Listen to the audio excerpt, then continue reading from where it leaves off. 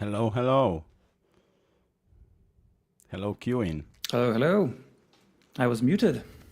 You were, and you were also Burak on the previous Yeah. scene. So surprise, surprise. I can show you here. Not the guy. I'm a different guy, Yeah, today you are Burak Gunnar.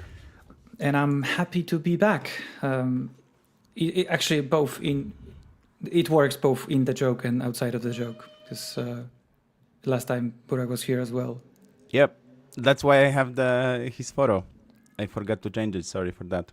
But with me this week, as usual, it's queuing. How are you queuing this week? Hello. Good to be back. Happy to be back. I actually really missed being on the stream, but I planned some trips a long time before we even started doing the streams, so I couldn't wiggle out from that. Yeah, I've heard you met with Sebastian.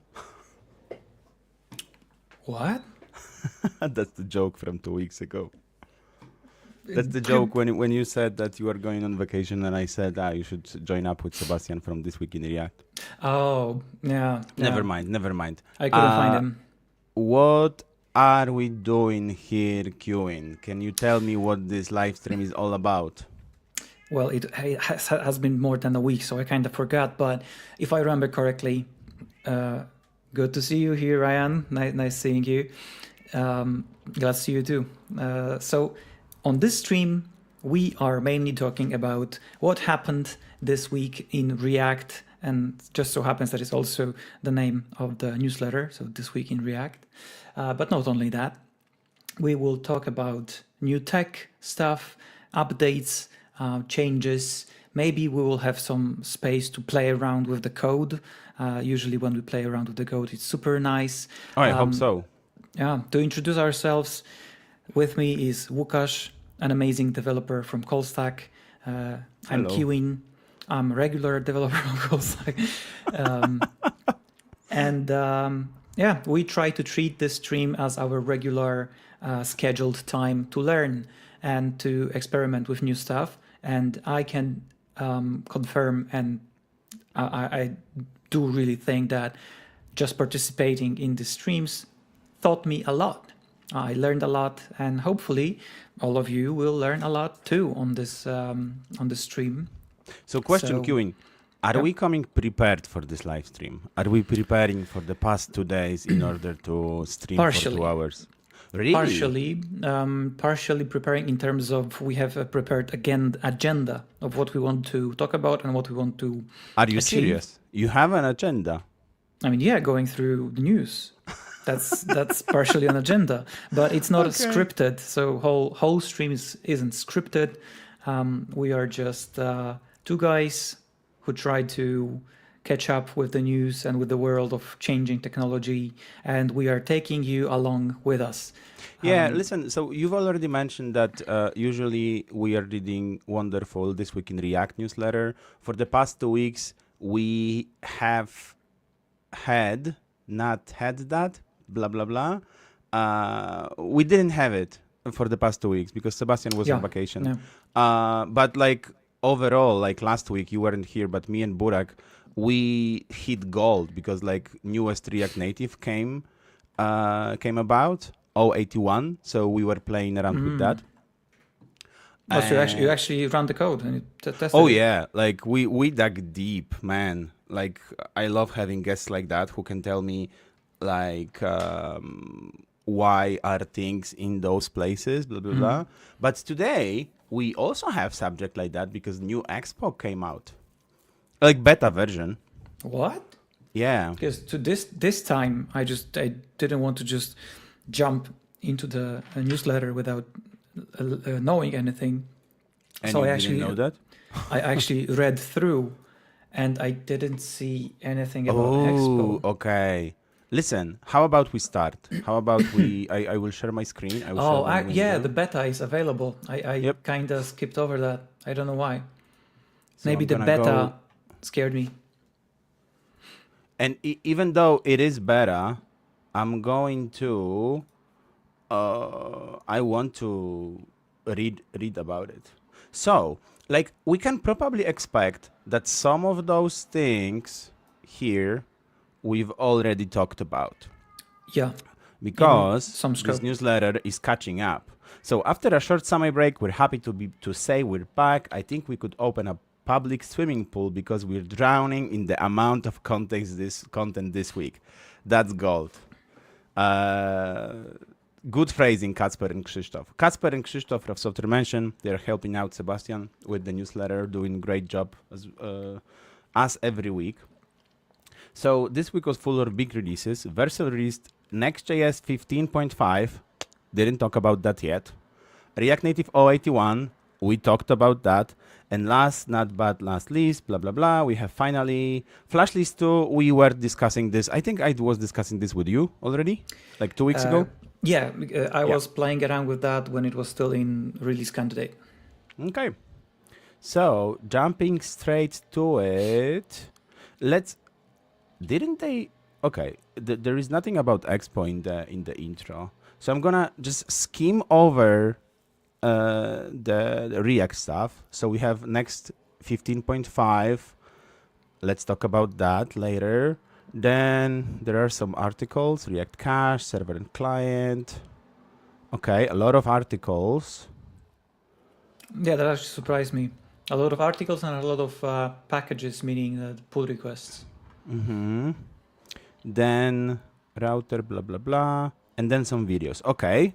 So we have Next.js to discuss. There is one here. thing that I really, really enjoyed, but I'm going to share that with you later. Okay. Because it's the best article I've seen in a while. Okay. And it's also in this newsletter, but it's kind of hidden. Cool. And then in React Native, FlashList v2 takes the prime spot, and then React Native 081 takes the second prime spot, I guess. And then Expo SDK 54 beta is now available. This one I'm most excited about. And then React Native Core PR remove possibility to new arc enabled. Well, this is interesting. I mean, didn't we talk about it already? No, not about this. We talked about this being shit. I think we talked about this being set to true, but that was a long time ago. I mean, we discussed that they are trying to deprecate ability to turn on the old arc. Or am I wrong? I feel like we discussed that. Is someone cutting trees in your place? Yeah, as always. All I can do currently is maybe set the noise gate a little bit more. I mean, do you hear the guy constantly? Oh yeah, sorry, I didn't have the noise gate. Okay. Turn it on. Now you should be able to hear me with the nice background of tree counting. When you are not speaking, I hear silence. That's great. But then when you speak, we still hear the tree cutting. Yeah, the only thing I could do, I need to play around with the settings because possibly we can find some way of cutting out the silent bits. But I'm still getting used to the setup, and hopefully, even though you can hear, I mean, this new mic is so great that you can even hear guy cutting a tree outside of my window. So, where do you want to start? I actually would like to start with Well,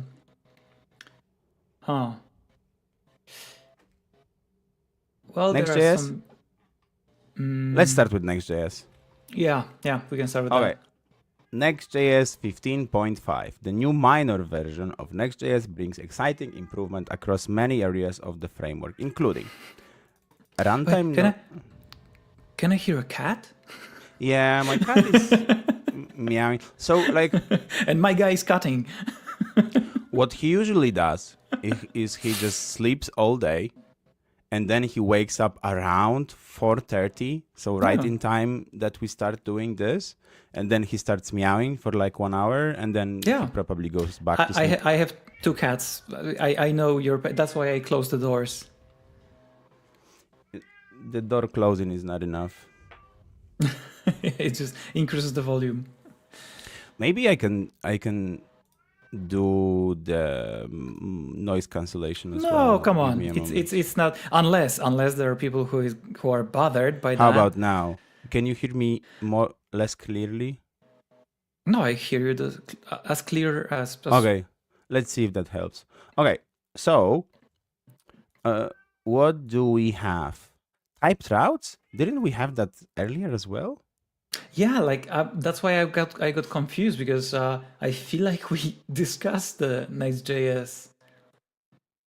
Or maybe typed routes were export outer thing and not Next.js thing. It might have been Expo. Yeah. Okay, so Next.js includes TurboPack builds in beta, stable Node.js, middleware, TypeScript improvements, Next lint deprecation, and deprecation warning for Next 16. Highlights for this release include. Okay, so this one, they bragged about TurboPack, I think 2 weeks ago. We were reading that TurboPack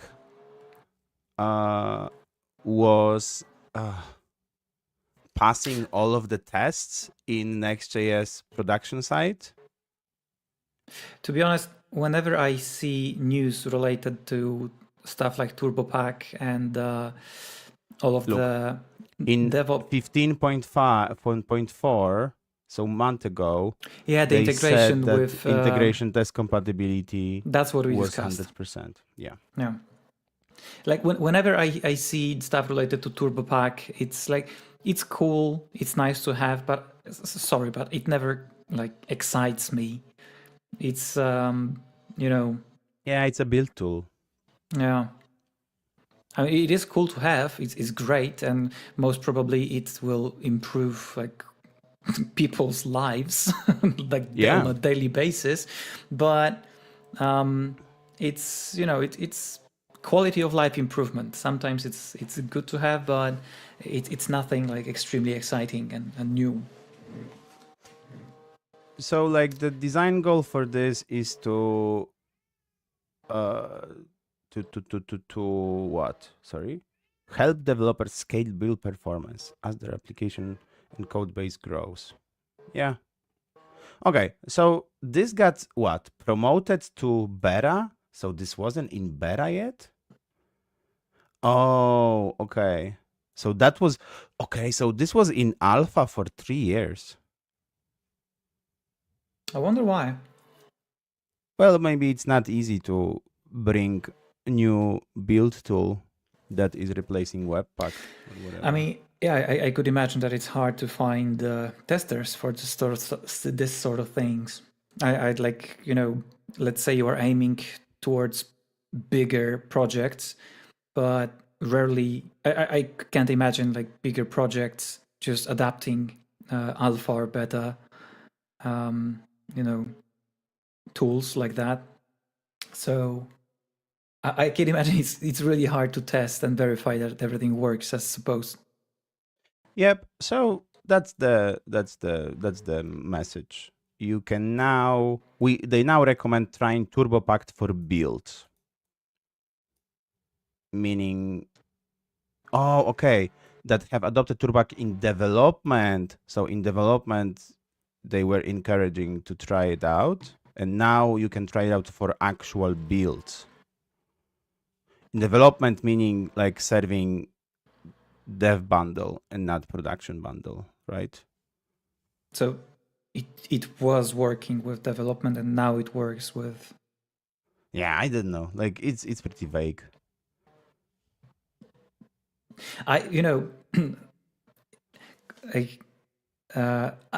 putting aside the excitement about that, I feel like there are plenty of people who are reading this and they go just like, yeah, finally.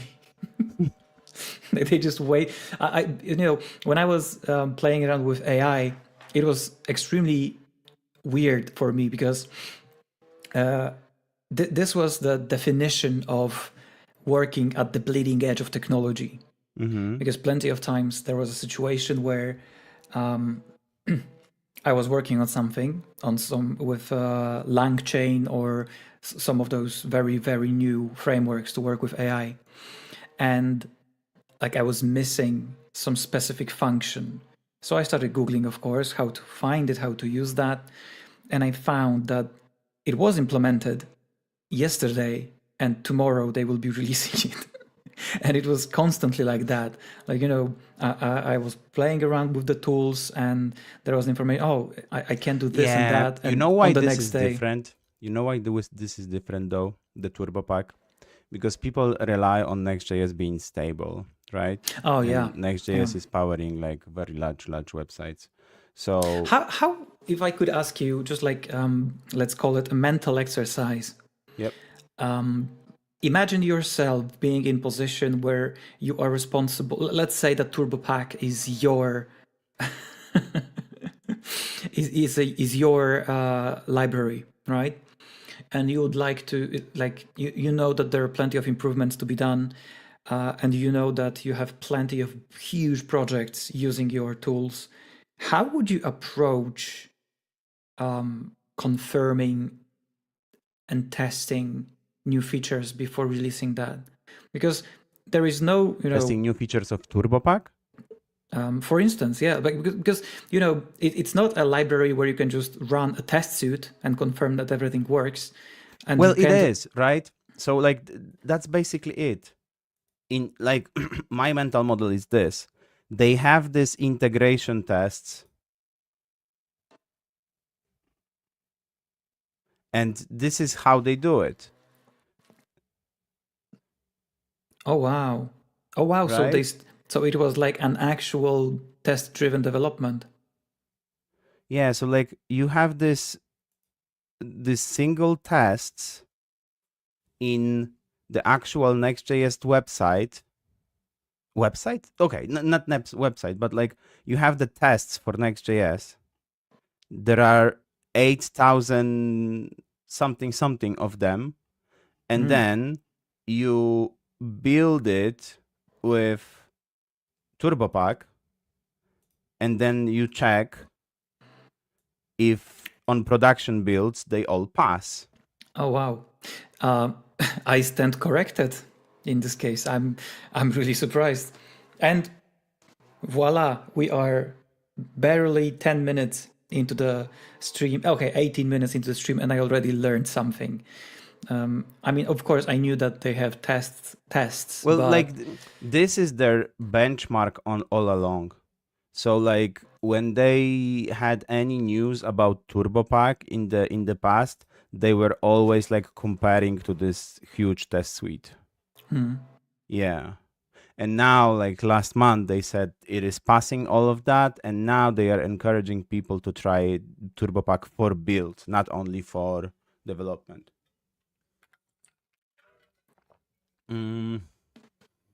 But yeah, like probably would have to like be really embedded in Next.js development like day to day in order to like get excited for that, right? yeah. Like all of those. It's like last week we were discussing, me and Burak, about JSC, so JavaScript core, JavaScript engine. Separate, it was like ripped away from React Native and put into separate package. And now like some people from now. Callstack and some people from Expo, I think, are maintaining that package. And then like you get excited about that only if you are actually using JSC. Yeah. In your project. Okay. Yeah, Going back what? to maybe Node.js. one day we could prepare Next.js. some sort of presentation for like. Go ahead. You prepare all you want. You think? Do you think it would be fun? Look, Like with all of the GSC and TurboPack and like sorry, not TurboPack, the turbo modules, all of I feel like this landscape of React and React Native is changing super fast, and yeah. I think it would be nice, like maybe not a presentation, but at least what's the word? A graph. I don't know. I like graphs. Graphs are dope. Infographic. Oh yeah, that's Yeah, you were perfect thinking wording. about mind map. Oh, you're blowing my mind. Exactly. Yeah, exactly. That was thinking about the mind map of what. So known some differences. On smaller machines or smaller projects, we measured marginal or neutral improvements to build times due to Webpack build in blah, blah, blah. So it doesn't, it's not, there is no significant difference on smaller projects on smaller machines, but maybe there will be in the future. Bundle optimization. Webpack produced more optimized bundles. We are tracking scenarios. Blah blah blah. Okay, I'm gonna ask you a naive question. Naive question. Yeah. Yeah, can you use TurboPack with React Native? No. Okay. No, I don't think so. I don't know. So Yeah, like, I'm asking mainly because a lot of libraries, a lot of tech is being it's like it's going into the way of those. I get it. I'm not aware of this now. Like, in order to bring Webpack support to React Native, we had to invent the repack. And now in repack, you can do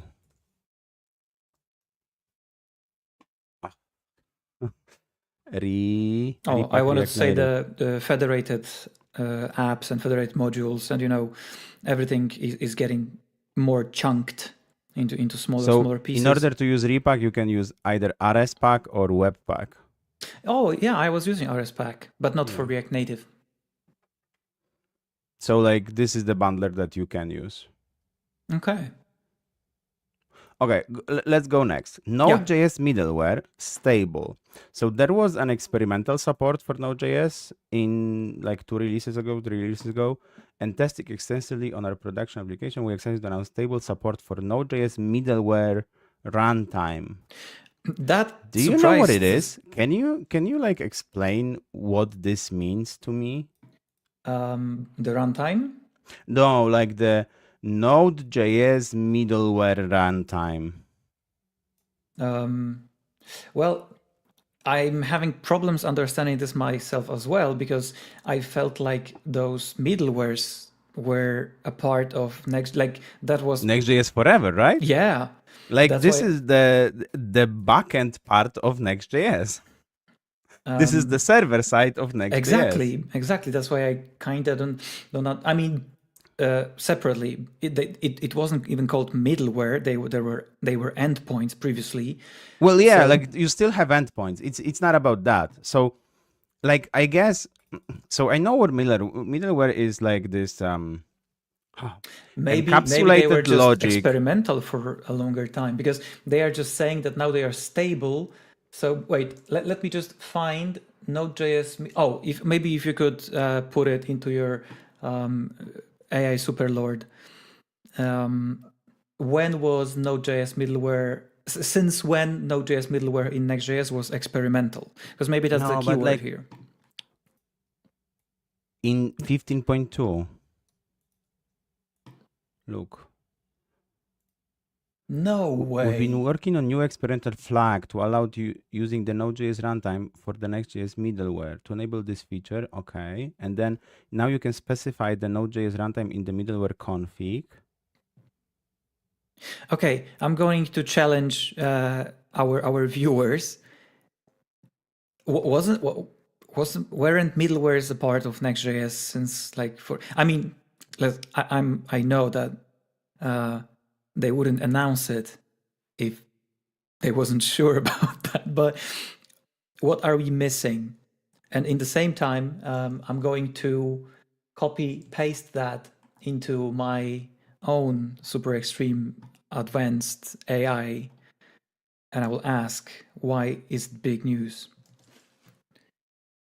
So here are news, dig. Why are those news great? Weren't Node.js now we can use more leaps. in middleware. You don't need some special versions of package which only works on Edge. Huh. You see? So this is important. It's important that it's Node.js. And like as opposed to what? Like what kind of runtime runs on Edge? Okay, that was the missing part for me. So like the Edge runtime is different from Node.js somehow? Grzegorz. Yeah, because Edge runtime, they usually have like, let's say V8 or some smaller elements, because it's like those, because literally today I was reading about the difference between Edge runtime and centralized runtime. So in short, Edge is closer to your end user, right? So if someone is logging into your app, you can use Edge runtime to quickly check if the user has proper authorization and everything, with like quick fetch response. But if you would like to process, but it's not the full-fledged Node.js environment. Yes, if you would like to use like file system or crypto or stuff like that, it doesn't have access to it, because the Edge runtime is like a very, imagine this like small what are the small functions? Serverless. The lambdas or serverless. Yeah, Grzegorz, and I'm so proud because Grzegorz responded much faster than I was able to ask AI a question. But yeah, like we were focusing on a wrong thing here, right? Yeah, like it was all about the Edge. We were focusing on the middleware, meaning how come the middleware was not the part of Next.js before like 3 months ago or whatever? But it's not about middleware, it's about Node.js. They should have done better job actually explaining this to like newcomers to the field, instead of just assuming that we all know that the second row, previously. The second row explains it. Previously, Next.js middleware only supported the Edge runtime, which provided performance and isolation, but had limitations when integrating with Node.js libraries and APIs. Yeah, and then Grzegorz says, you don't need to use special versions of package which only works on Edge. Yeah. So that's on us. Yeah, that's on us. That's our fault. But I mean, TypeScript improvement. I feel like these mistakes are nice to have because it allows you to. I'm here for the mistakes. Yeah, now we understand the difference between Edge runtime and everything's better. Listen. What's the name for the? Okay, I know. Village idiot. So I'm the village idiot. I come here every week to learn something new. Oh, no. I'm the village idiot. You are a town. It's called town crier, I think. Okay. It's like a person who announces the news, and everyone's gathering underneath the platform, and you're like, ladies and gentlemen, the king announced, and I'm just like, what is the runtime? Next.js 15.5 brings major TypeScript improvements to the app router with full TurboPack compatibility and comprehensive type safety for routing. So that's dope. Typed routes are stable now, meaning those were experimental first or like beta first. So we might have discussed it already, actually. Yeah, this is not the new thing. That's actually great because recently, since Expo has also the same routing approach to the routes as Next.js, I spent quite a lot of time with the router, and I do confirm that it's a big pain trying to make a path, make a route, a page, a screen, whatever is your name convention, and you want to get some props, or you want to use a link to pass something, and without this typed knowledge and without like enumerating the paths, it's super hard to sometimes find a correct how to type it, how to use the props, and it usually it was causing so many annoying issues, like, you're debugging something and turns out that you just mistyped something in link. Or I can share one of with AI. It's kind of alleviated because I feel like AI and all of those cursors and those, they're actually checking the paths, and they were kind of doing the type check for you, but it wasn't deterministic. Sometimes it was just hallucinating the path. A little bit off topic, but one of my most hated issues is when you write.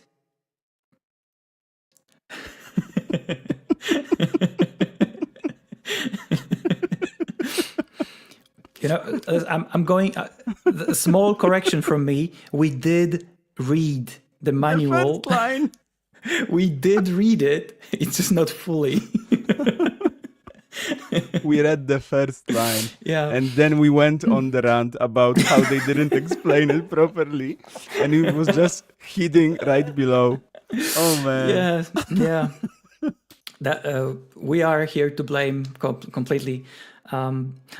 I can't tell you how many hours I spent debugging some reanimated animations I was doing.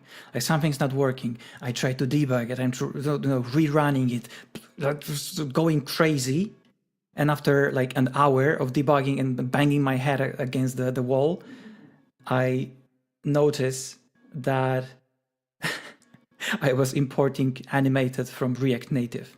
Yeah. Not animated from reanimated.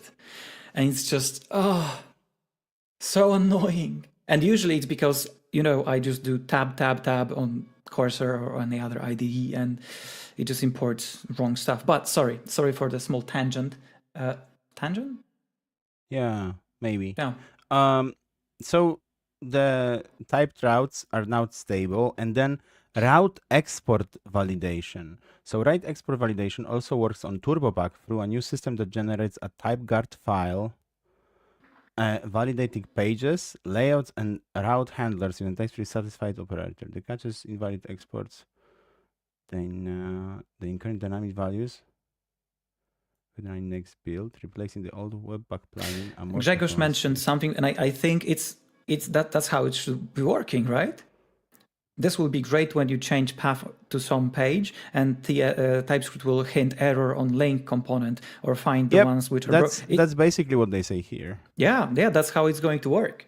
Yeah, because it will basically not find this path in its like catalog.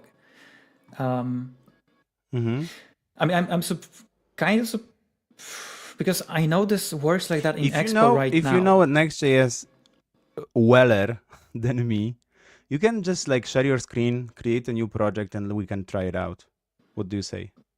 I mean, I have a couple of projects were written in Next.js. But I was thinking 15.5, the new Next.js. We can update my project because actually it's gonna be much easier if you just like do the Next.js init or whatever. Okay, we can get to that once we go further. Let's go further, and maybe we'll get to that. Okay, so route props helpers. So the prop automatically generates globally available page props, layout props, and route context types with full parameter typing. Okay, so that's great. I mean, like this is what they say. It's helpers to help you like type your pages. And then, yep, that's the layout props for the route dashboard. That's great.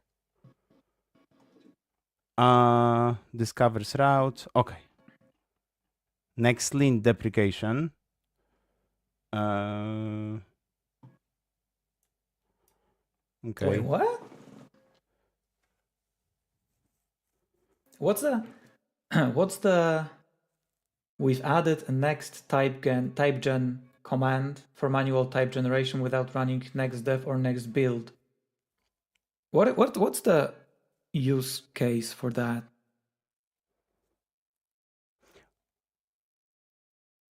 So previously I'm reading from this, right?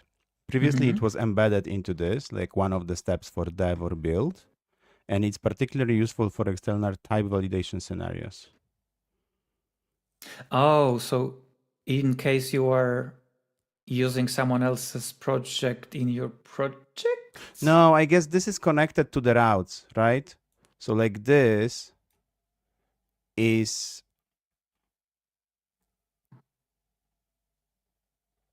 External type of yeah. I'm just struggling to understand why would I use just type gen without next like actually building a project or actually developing a project.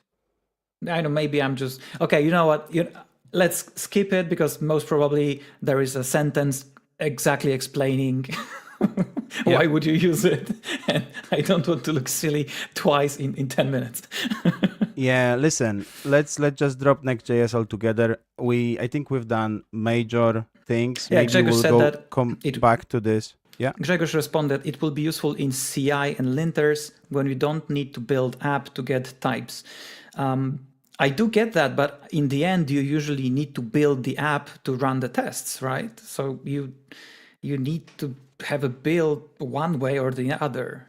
And usually you are running next dev when you are working on some new features. So I do understand that maybe it was some blind spot for some very rare use cases to just run the type gen. I was just struggling to understand like a actual proper use case that would help me in something. Okay. What was the article that you wanted to highlight? Yeah, okay. So I got super excited for that. It's in the other, actually. It's in the other part of the newsletter. Yep. And it's I lost it. No, the middle one, exactly middle one. An interactive guide to SVG paths. Mm-hmm. It's so good. You don't have to read it. I mean, you should read it. I will read it. I found it very, very right? Grzegorz responded to, not really. Why you need build full app to run tests? You only need types from Next to pass you test linter. I meant you still need to build to do like unit tests, or am I wrong?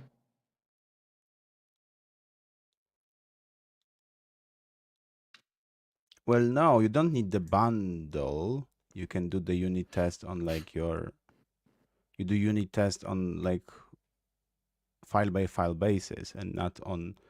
Yeah, but those are like built separately for. I mean, okay. I'm from I was usually I was running like Jest or something like that. I'm not that experienced in running tests. So Grzegorz, I'm going to take your words as a fact, and yeah. So in case of running tests in CLI, and when you need types without a full build, so that's another new thing I learned today. Thank you, Grzegorz. Look at this. The intended audience. This blog post is written for web developers of all experience levels. Thank you. I'm really low skilled and low experienced web developer. Though I do assume that you understand the basics of SVG. No, I don't. But you What do. is SVG? It's a vector graphic. I'm not sure what the S stands for. It's basically you usually want and have all of your icons in SVG Oh yeah, format. so that you can like resize them and they don't lose you quality. can infinitely scale them because they are being drawn and displayed in the scalable vector graphics. Yeah, the S stands for scalable. Okay. So these are all of the icons, logos. Usually logos are SVGs. On the web, they are old as, very old. On the mobile side, they are still kind of bothersome, and in case of Android, they usually add to the load. I'm not sure if it's still so problematic, but whenever I talk with someone, they suggest to use PNGs instead of SVGs. So there are plenty of awesome tricks to learn about SVG files, because often I can admit that instead of asking a designer to re-export some file again, I was able to just manually modify the file to achieve what I wanted. One of the examples is modifying a file in a way, like you can see here, you have a fill, right? And now the cool stuff is you can set fill to current color, written current color with like a snake case. Like if you could, do you want me to do something? Yeah. You have fill equals red, right? Yeah. If you change fill equals current color with small c, and the second c is big C. Current color, exactly. Now go to styles.css, and inside the wrapper here, change like color to pink, for instance.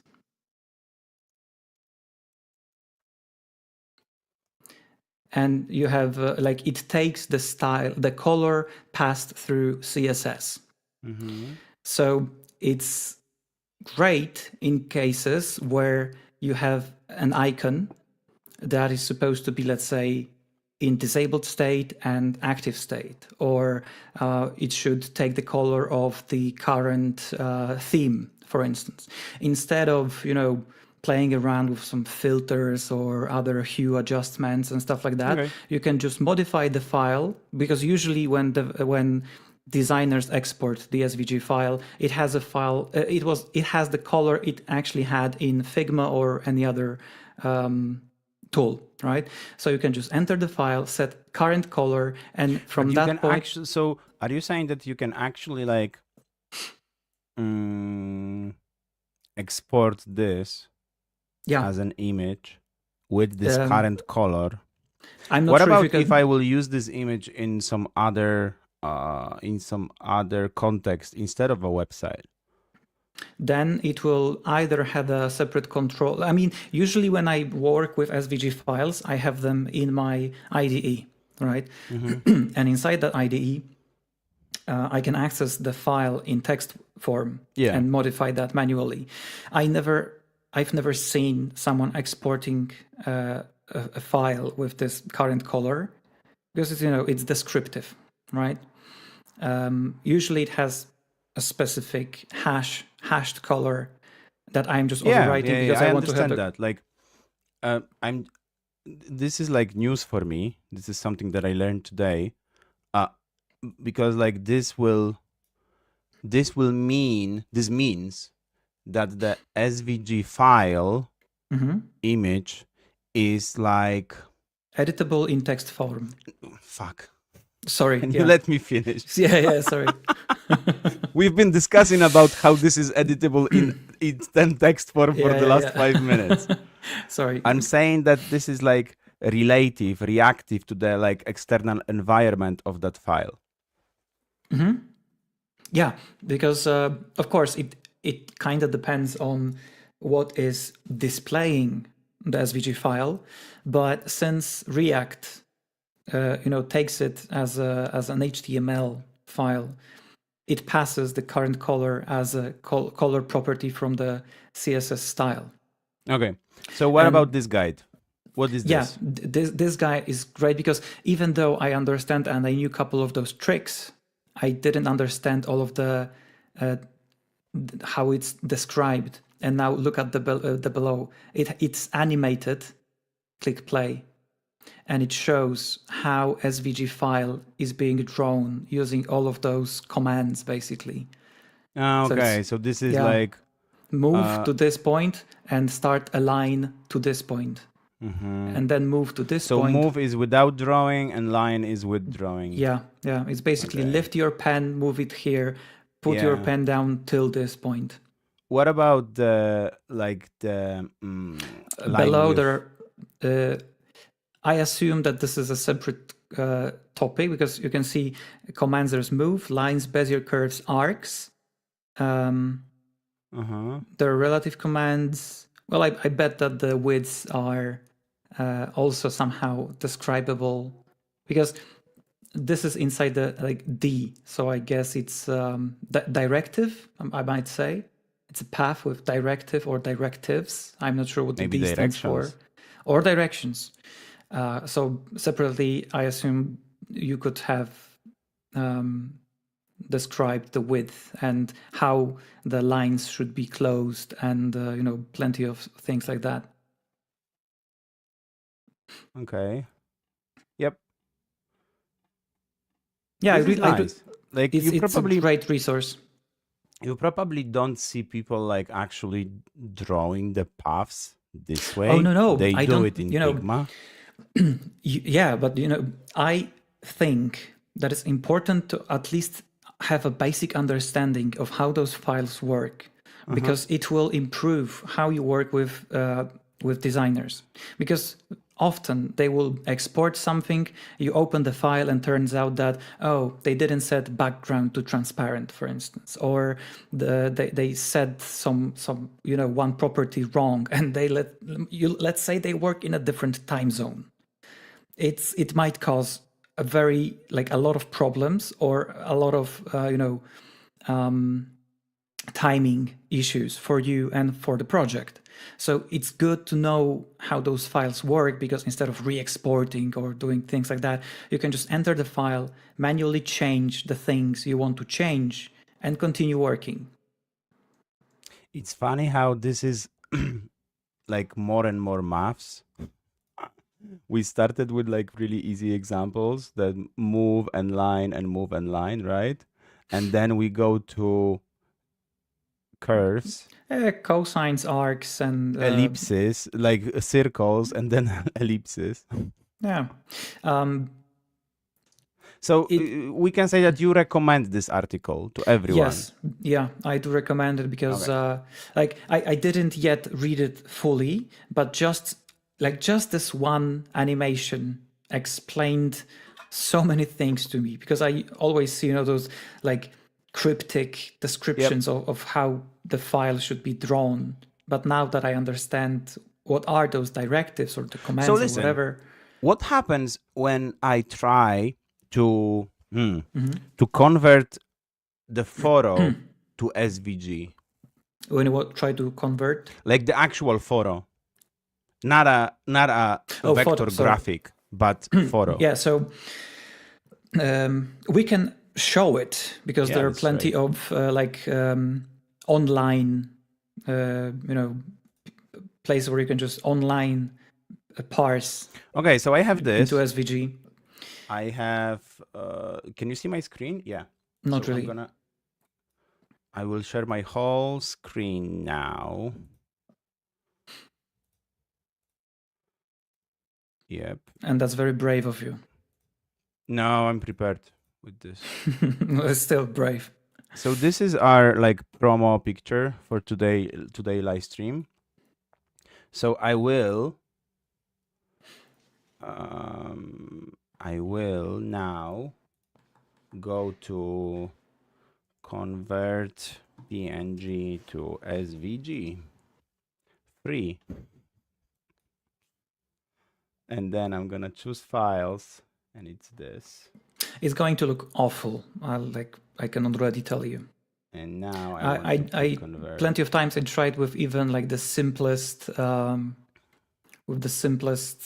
logos, and it never worked correctly. But I've never dove into those scripts, but with my understanding. Whoa. Yeah. So the text looks more or less right, but you can see the artifacts around all of it, honestly. Yeah, and then the pictures are just well, actually this is nice. I look like a Roman statue. Like a sculpture. So. I'm gonna take this. This is mine. Thank you so much. And it's in SVG, so you can infinitely scale that. I'm gonna infinitely scale that. I'm gonna put it behind me on the wall. So I assume that it first uses some kernels to find the lines, like where is the line starting and where it's ending. And then it tries to basically design all of those line move, line move, line move to describe this picture. But as you saw, you lose a lot of information by that. So if you would like to have a lot of details, you would have to have plenty of descriptions or a very small, because, you know, it's, imagine you give me this photo and you're like, recreate that on paper so I can take a separate thin sheet of paper and try to, you know, describe you. Now I'm putting my pen here and pushing it here and now here. And so it would look similar or recognizable, but it wouldn't be pixel perfect. That was a big tangent, sorry. But I understand that we gave ourselves this time because most of the news are either like big articles or pull requests. Sorry, again? Can you say again? I said that I assume that we gave ourselves this time for a SVG tangent because a lot of the news are like fairly small updates. Well, I want to go into Expo SDK 54. Let's. Oh, maybe before that. Before that. So we got a rebrand. React Native Enterprise Framework was unveiled a few months ago. It was created at Callstack. It is a set of tools that allow you to work better with React Native CLI. So React Native Community CLI is this like bare bones tools that allow you to not use Expo, but obviously it is just a CLI tool to start your project and like to run your project, not much more. React Native Enterprise Framework is building on top of that foundation and adding things like cloud builds so that you don't have to like rebuild your app. It is adding on top of that the brownfield plugin, so it's easier to integrate React Native with like native applications proper. But the React Native Enterprise Framework name was always like a little bit too much from both perspectives. Like from the perspective of just saying it, it's a mouthful. And also, yeah, so they rebranded it. Now it's Rock. Nice. And it's kind of like a nice surprise element in discussions. Like we can say, yes, we can help you with your project using a rock. Yeah. Also, go back to sharing just you know, for safety. Sure. Thank you so much. You are really looking after me. I'm just very obsessed with you know, things that could happen. So solid foundation for enterprise grade, cross-platform developer, Rock. But like actually Michał had a really nice image of this. So x.com. I like this rock. It's a really nice rock. Die Mike. Okay, that's him. And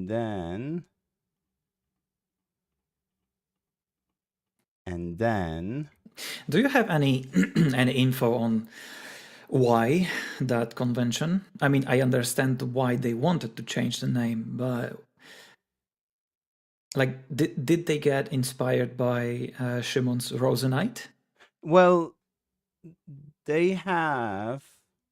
Sorry, let me find it. Yeah, exactly. As Rosenite. Like, well, they have this team in mind when they created and named Rosenite.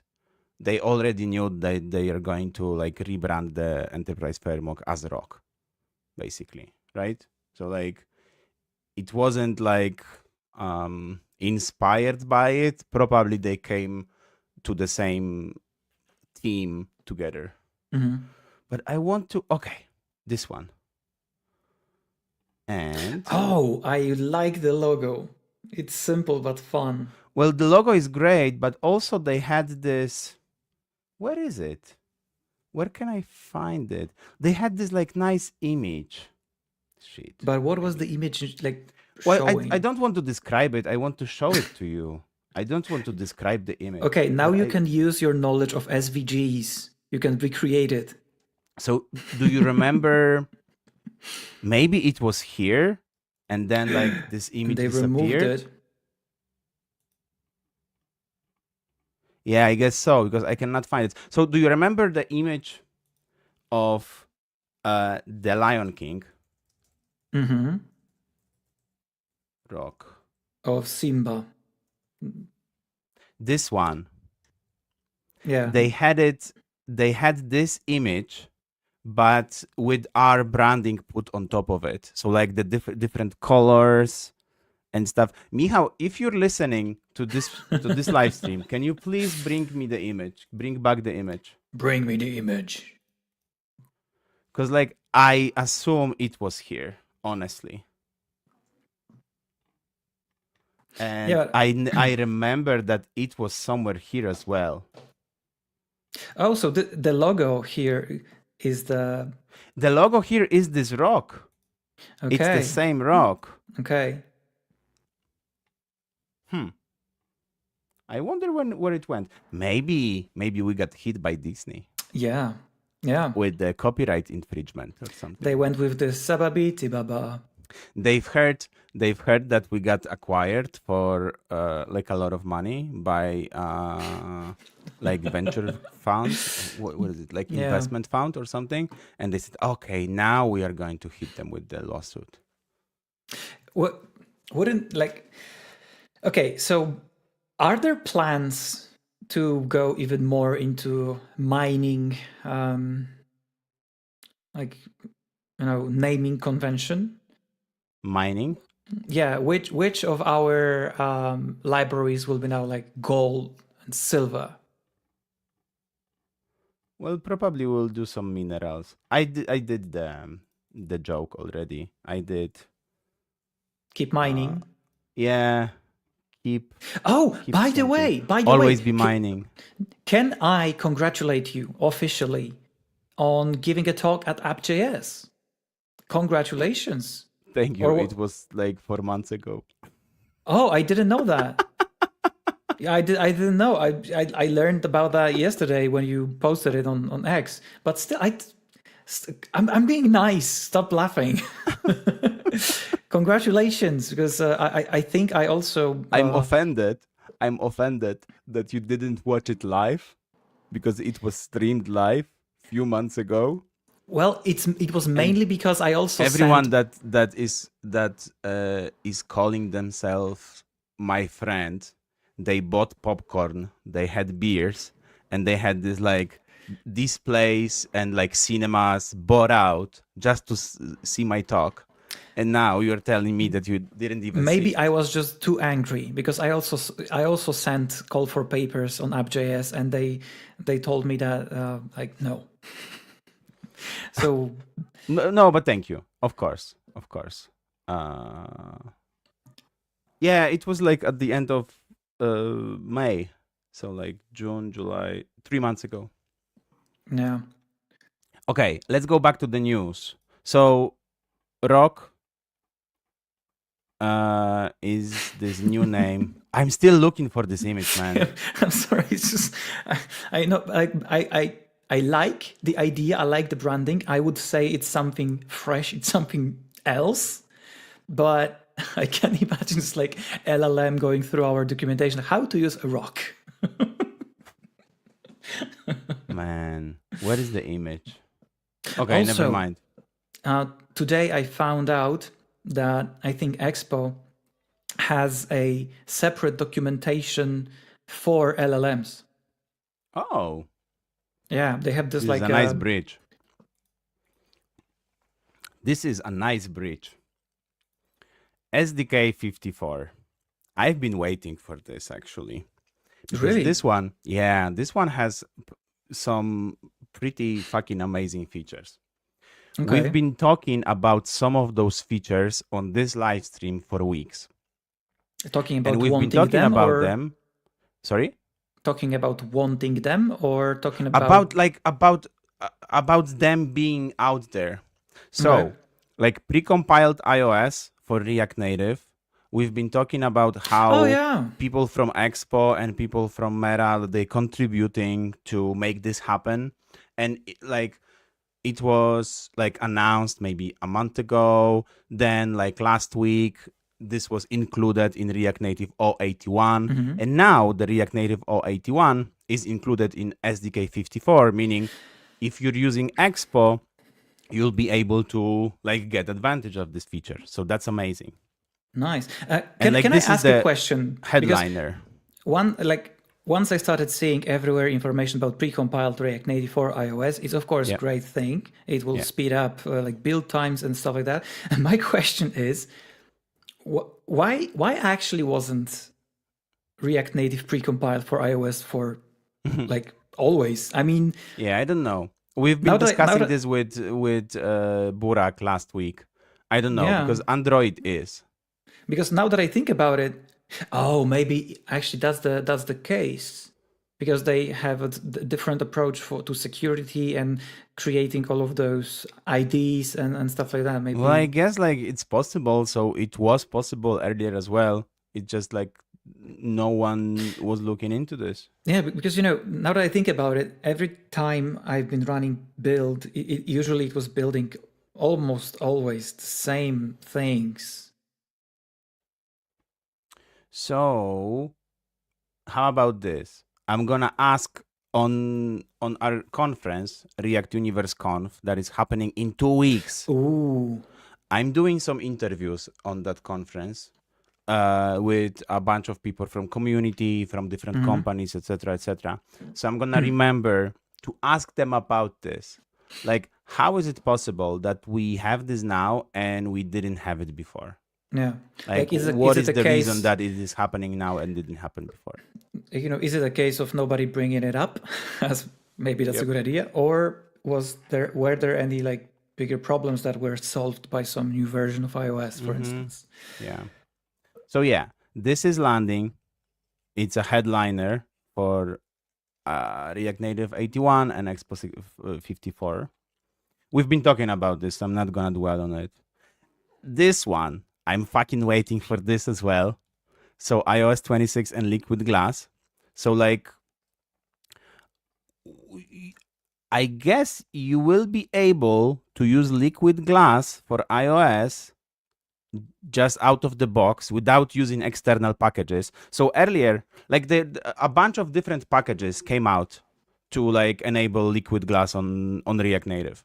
Right after Liquid Glass was announced, like a bunch of different packages just came up because like it's just like I don't want to say a simple prop on iOS View, but like it is something like, you know, simple prop on iOS View or like Yeah, because simple different yeah, iOS View. It's not to, that big of a deal. if I could try explaining that, because you know maybe I'll understand it more, since it's like natively turned on, meaning that when you write view, you're basically triggering a bunch of scripts and stuff like that that will mount on a view inside iOS project.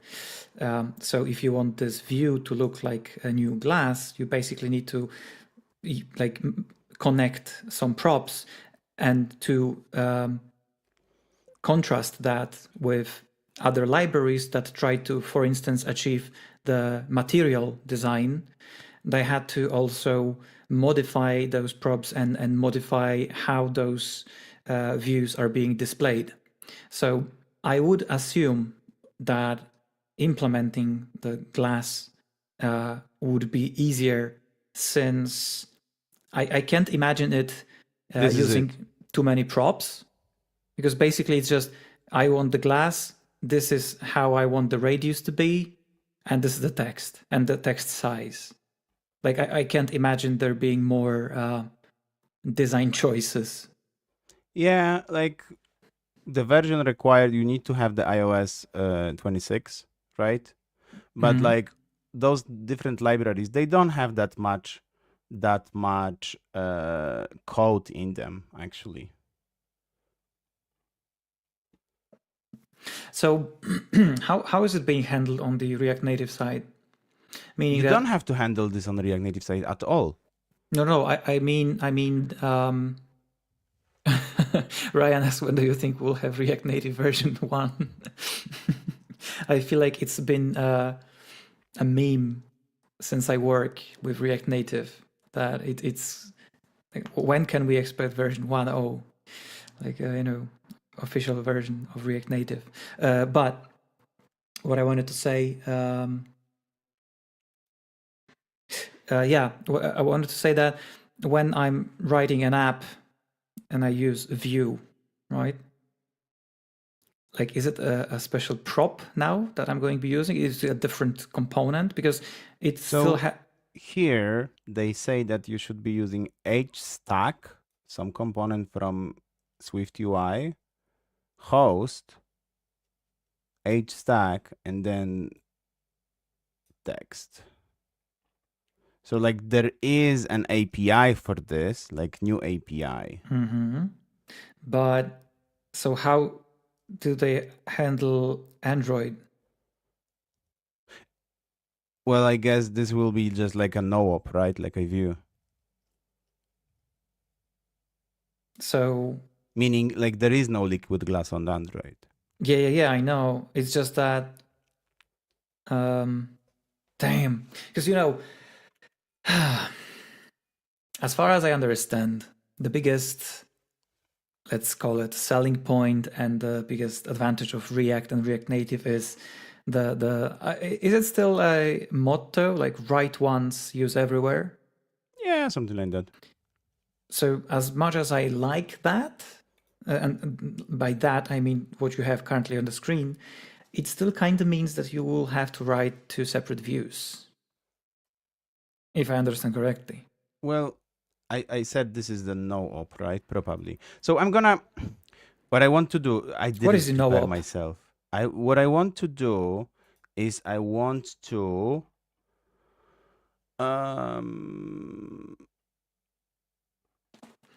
install Xcodes, which is this new library utility that I found. That actually Burak told me about. That can manage Xcode. Oh, I want to install Xcode 26, which will take 2 hours, probably. Oh. And I want to play around with new Expo. Okay, so this got this installed. So other method, download a release. Download the release from releases page. Łukasz, what is no-op? So no-op is a function that is not implemented for a particular context, meaning no-op is like an empty function or empty view or a view that does nothing, right? Okay. And so I don't know what this stands for, so let's check. Okay, so let's say that I'm using a prop with glass, and for Android it will be no-op, so no operation. Yeah, it means no operation. Short for no operation is a computer instruction, command, or function that does nothing when executed. Okay, yeah. Now I get it. Okay. Okay, so I'm doing Xcodes. I did this. So download the latest release. What? But this is a releases for Xcodes. But I don't want to. Okay, install. Xcodes install. And now I'm gonna install Xcodes install 26. Boom. 2 hours later.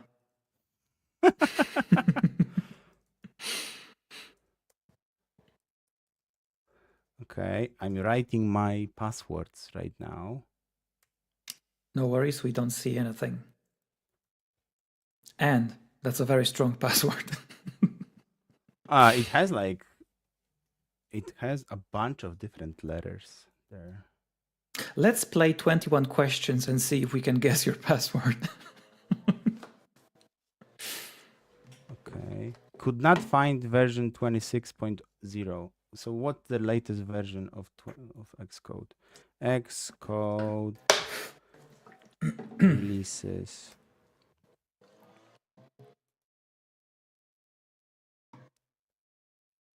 Okay. I feel like today all of my neighbors and people outside my window are... Oh my god. Okay, so I'm just gonna download it from here because that... Oh wow. I'm not sure if this is a good idea. Oh no. If this is a good idea to download like 5 gigs of Xcode right now. No, you're going to kill your connection. But I was actually like really looking forward to testing the newest Expo, but without having the Xcode. So let's go back to the newest Expo, right? Without having the newest Xcode, there is not that much that we can test.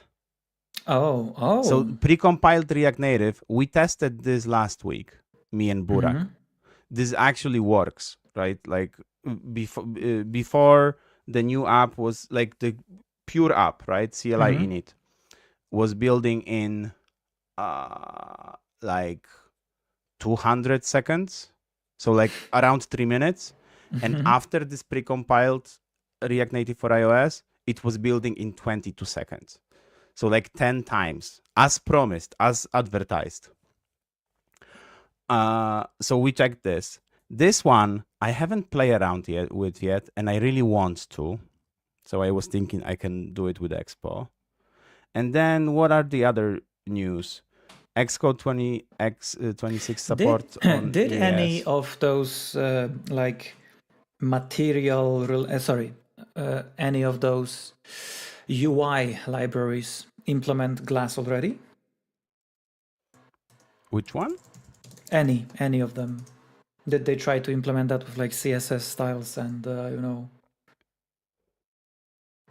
don't know. I completely forgot all of the UI libraries.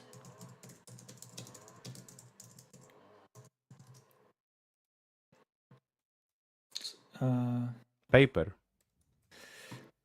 I mean, from what I remember, we didn't like try to pursue that goal. That's why I didn't ask specifically for paper. Okay, listen, I'm downloading the Xcode. You went for it. Yep. And look, it is pretty fast. Are they using different endpoints than when you are downloading from App Store? I don't know. Because usually it takes a long time. Well, it's gonna take 2 hours to install. That's for sure. So are we like aiming for quite a long stream today? Around 2 hours. Like we still have 40 minutes. So let's use this 40 minutes to try out a few different things. I guess like we can go back to the newsletter as well. We could discuss the flash list. We did the flash list already. Kevin, where's your mind? Today? Meaning like we did that like 3 weeks ago. But it was still release candidate, right? No, I don't think so. Or maybe, I don't know. Didn't okay? I think we did. Can you see me clearly? Yeah. Okay, I'm installing Xcode. Okay, I thought I thought you were suggesting that I like went blank because I. Oh yeah. Forgot that. Oh, now I remember. We discussed that. Yeah, the flash list one. Like this blog post is from July 31st, so like 3 weeks ago, man. Yeah, makes sense. Okay, let's see something more. So React Native Core PR remove possibility to new art enable false in 82. Starting from React 82. Okay, so that's the PR. Oh, maybe we were talking about. Huh. I do remember discussing. So this is more like a deprecation instead of removing. Oh, see, it was also 2 weeks ago. Which one? This comment is from 2 weeks So ago. maybe we were actually discussing this already.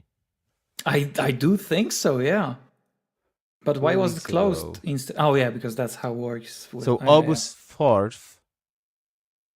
Okay. Let's see what files are changed with this. I'm trying to recall all of our discussions. Bless you. Ah, thank you. Okay. So I'm closing this. I'm closing this. I'm not closing rock. Okay, I'm opening rock again to see if the rock came back. Oh, did you get some? No, how is it called? Info. Yeah. Insider info. Insider. Yeah, that's what I want to say. Shit. Where can I find this?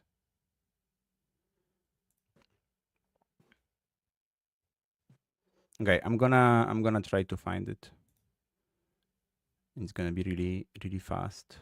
If I'm gonna fail, I'm gonna tell you that I'm failing.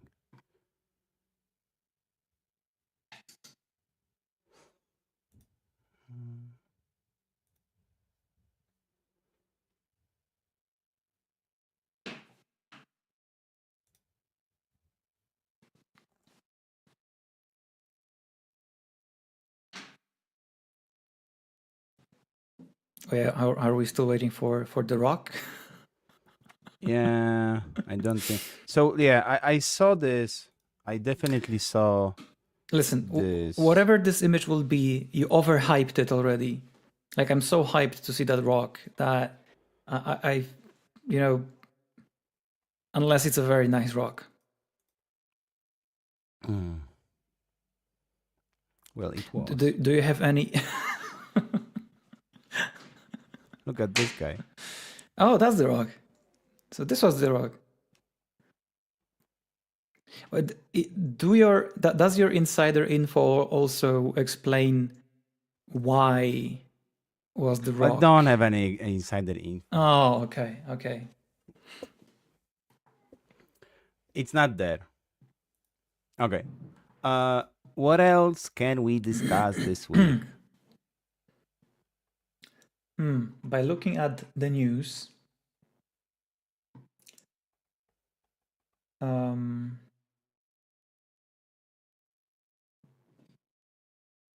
yeah, there is nothing that much that like on it. Like obviously, we have a bunch of like libraries, right?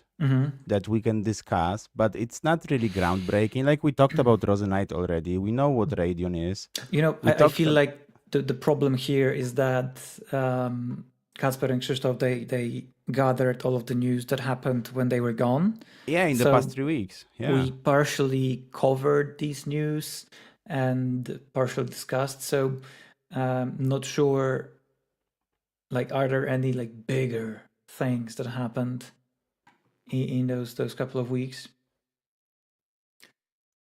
There are a couple of things I would like to play around with. Ryan asked a question. Do you know the Aphrodite library that uses style sheet syntax in React? Just for your information, it's not new. So how do I write this? Aphrodite, like a goddess. Aphrodite. Aphrodite.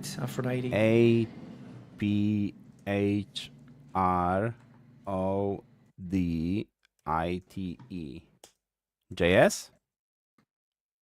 Yeah, why not? Framework agnostic. Framework and CSS in JS with support for side-by-side rendering, browser prefixing, minimum CSS generation, support for collocating your styles with your JavaScript component, portrait with and without React, blah, blah, blah. Okay. What's the API? So this is the API?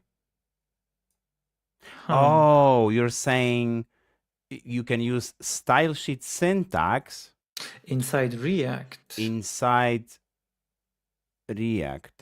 like not even inside React necessarily, inside class names, right? So it's gonna transpile this syntax of like object styles into like string styles. That's cool. Does the style sheet syntax support @media? Well, this one does. Yeah. I've noticed that, but like the React Native one does. I don't think so, right? I don't know. I didn't see it in production, but I saw it in one of our live streams where we were discussing Expo and Reanimated, I think. Like, do you remember we were trying to recreate something that Evan Bacon wrote about Expo and about the insets, about some styles? Wasn't that the inset shadows? Yeah, but I think it was some shadows. Let's see. He writes a lot, so I don't think I can scroll. Oh, it was a long time ago. You are not going to scroll back to that. I don't know. I might. Challenge accepted. Well, actually, maybe it would be easier if we looked at the newsletter, right? So probably it was probably around here. There was around here, and then PPP. No, not here. So let's do this. There was Radix. Oh, it was around Skia, I think. Or not? There was Glass. I can't find it. Oh, yeah. It's gonna be hard to find it, honestly.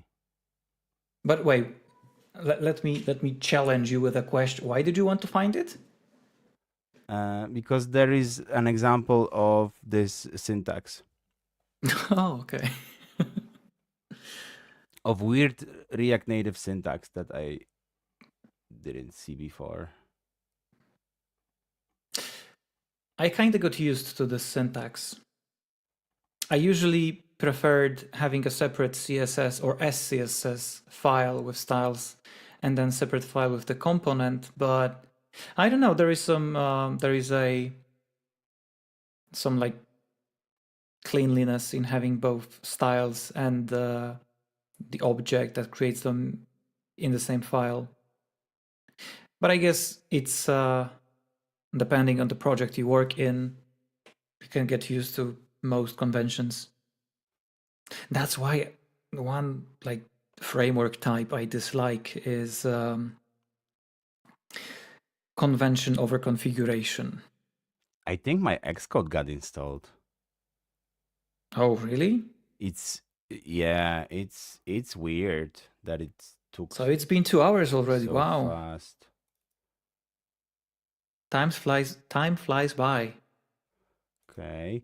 Okay. So it expanded, and now I have to, I get to download and install, and now the what? iOS is 8 gigs. Wait, what does it mean? Expand? So like you download this. Let me share my whole screen. How do I do this? So you download this XIP file, which is this is like archive, right? So it expands to this. I already move it here to this Xcode beta app file, and then when I run it, it wants me to select the components that I want. I don't want watchOS. I want iOS. Mm-hmm. So I download and install, and now it's gonna install 8 gigs. So it downloaded you on installer. Oh my Yeah. god. Well, I think it downloaded the like core components, right, for Xcode, Mm-hmm. Do you and think then that I need to like download some more. do you think that Xcode one day will be available from Steam? No, why would it? I don't know. Some things are like, for instance, if I know correctly, Blender is available via Steam. I don't know why, but it is. Yeah, Blender is available on Steam. Cool. And it's kind of cool because it takes away, like one of the problems with Blender is that migrating from one version to another is usually kind of annoying because they don't have an update pipeline set in place. So it was usually like installing a new version and then moving all of your config files if you wanted to have all of your config and plugins and stuff like that. But when you are installing via Steam, then it takes care of the updates. Sorry, I got distracted because I read a couple of opinions about Blender and it's like super laggy for the smallest things, which may sound like a problem with the computer, but it's not. Well, it was working very slow on my PC. And you might think that my PC is weak, but it's not. It's super good PC. Okay, let's go back to reading some more news.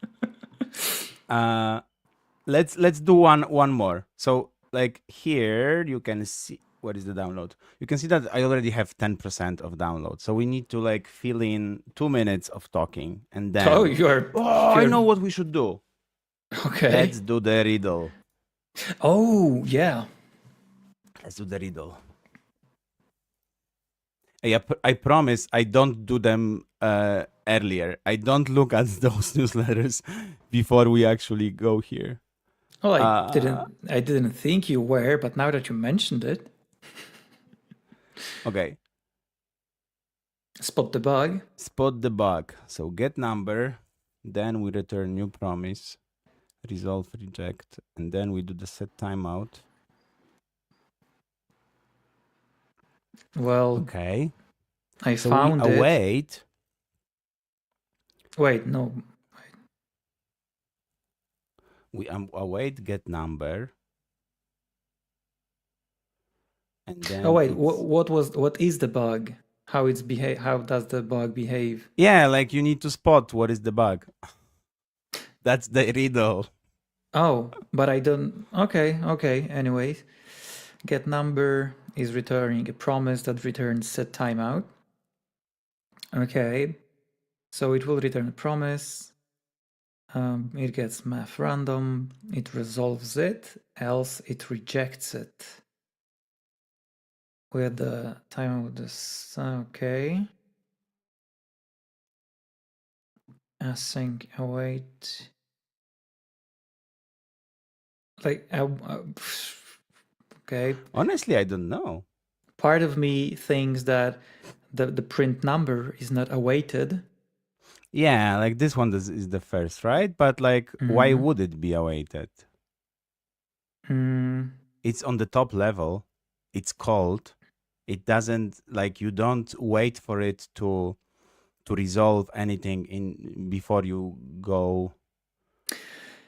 Oh wait, or maybe 1 second. We have some comments. Just found design coder on Arcs on the page with the papers. An AI approach for generating React Native UI is pretty interesting. And I find it weird that it's rejecting with a string instead of an error object. Yeah, I saw this already in some occurrences. Yeah. It's you can put anything you want in the reject. It's just it's getting turned like it's not even It like reject doesn't throw an error, I think, or it does. Okay. Oh, I don't know how to solve this. 1 second. Give me 1 second. Should Okay. we see if Perplexity can solve it? I see the problem. You do? Yeah. Well, Get number isn't as async. It should throw an error. I mean, get number is Kevin? returning a promise. Yeah. This function is not async, right? Yeah, that's what I said.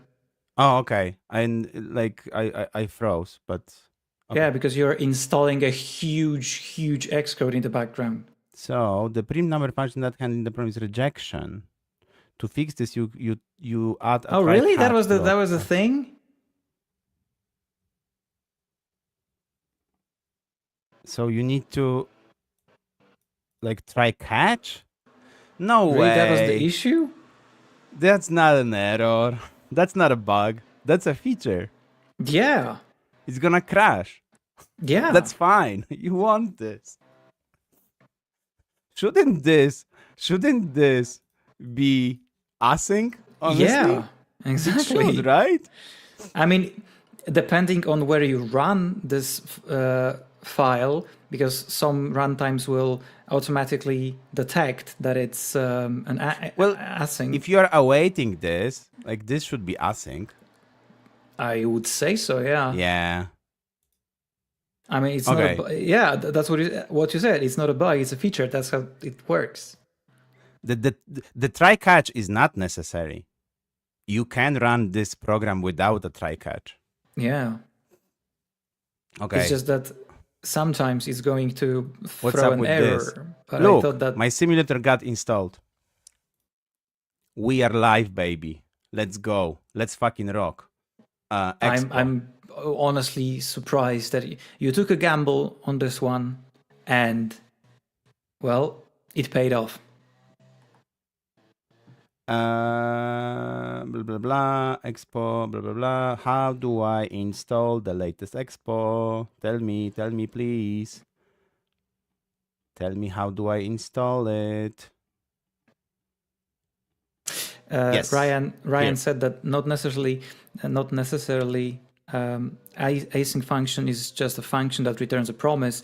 Yes, but in some like IDEs, runtimes, and transpilers, compilers, it wouldn't even run because it would require you to declare that it's async function.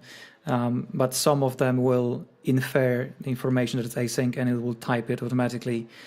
Gregor said, no, it doesn't need to be async. There is no await. There was await. You just return a promise and await it later. Oh, sorry, you meant there was no await inside the get number doesn't have to be async. The keyword just makes it possible to await. Okay, yes, okay, they are correct, Łukasz. They are in fact correct. Yeah, we know they are smarter than us. Yeah, we already knew that. Yeah, but okay, yeah, fair enough. The fact that you are returning a promise and not awaiting it inside a function means that the function itself is not asynchronous because you don't need to await anything inside a function. You're just returning the promise. Yeah.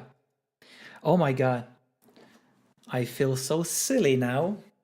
Thank you, dear people, for... Now, how do I run this in newest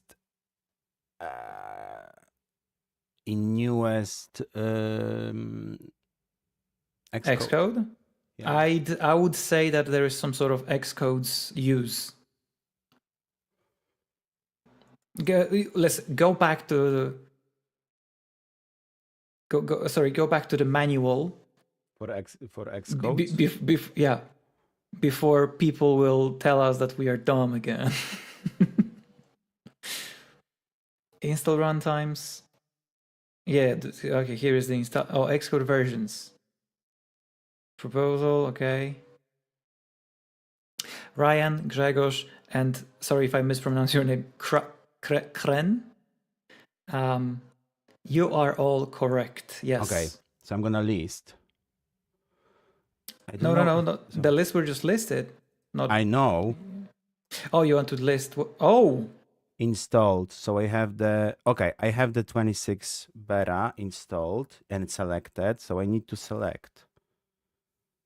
So I need to Xcode select 26.0 beta. Xcodes. Codes. Yeah. So it works like Node version manager, right? Okay.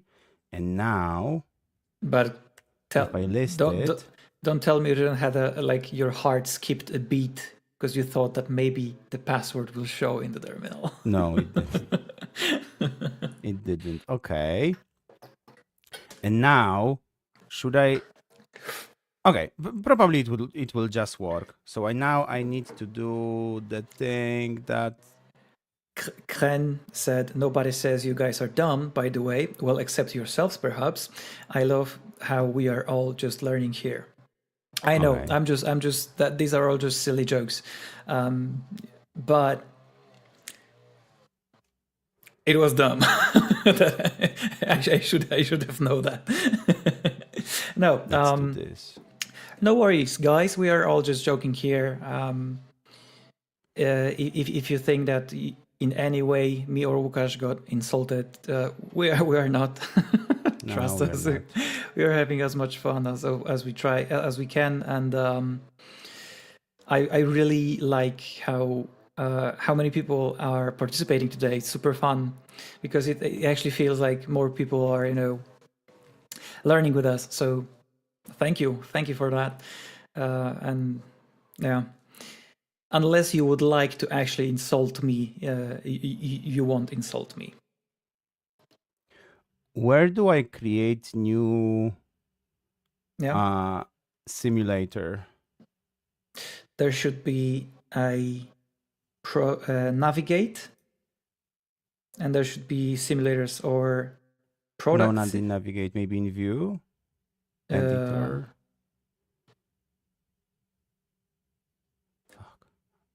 Maybe in integrate. I just remember that the window with emulators was like weirdly hidden somewhere. Open developer tools. Yes, simulator. Yeah, but this will just open a simulator, and I want to open a window where I can select simulators. So maybe where is it? Oh, now you. Okay, let me join the search because. Yeah, help me out here. Yeah, this is one of those things that you use so rarely that when you need to use it, it's just let's see if I have the newest Xcode. hidden. I do. That's the newest Xcode. So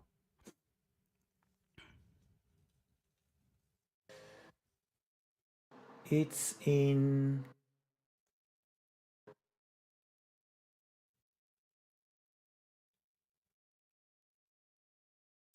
Huh. I dislike it so much. Do you know what it is? I'm still looking for it. No way. Okay, I found it. Where was it? Devices and Window devices and simulators. Window. So I'm gonna simulator name. Oh, okay. And iOS is Window 26. Okay. Damn. So does that mean that this iOS is 26 as well? No. These iPhones are 18, and this is, I have two different iPhones. Okay. Oh, Grzegorz is doing the steps activity. Oh, me too.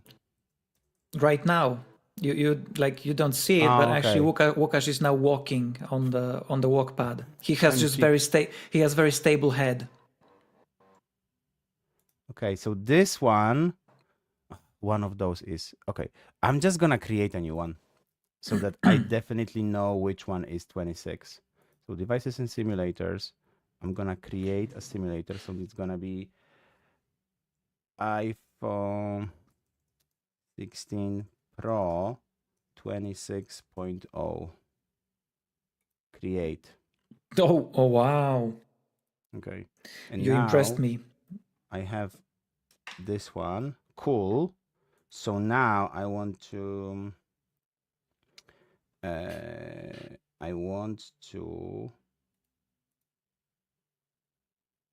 do this. Quit this one. Please quit it.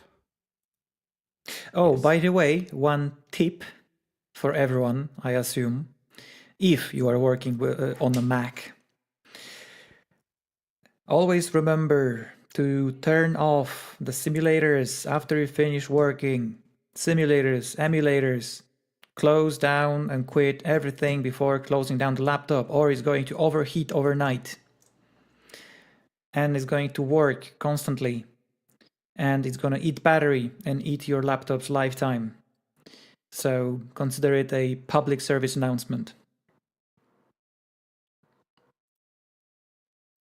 Because for some reason, simulators and emulators do not close when you close your laptop, which is annoying as hell, and I would assume that they should solve it already.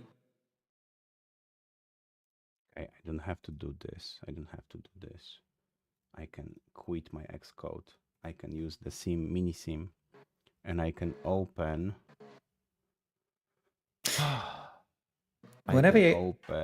Whenever I hear that, I always think Xcode, give it to you. Okay. Woo! I have it. Nice. So now I can run it.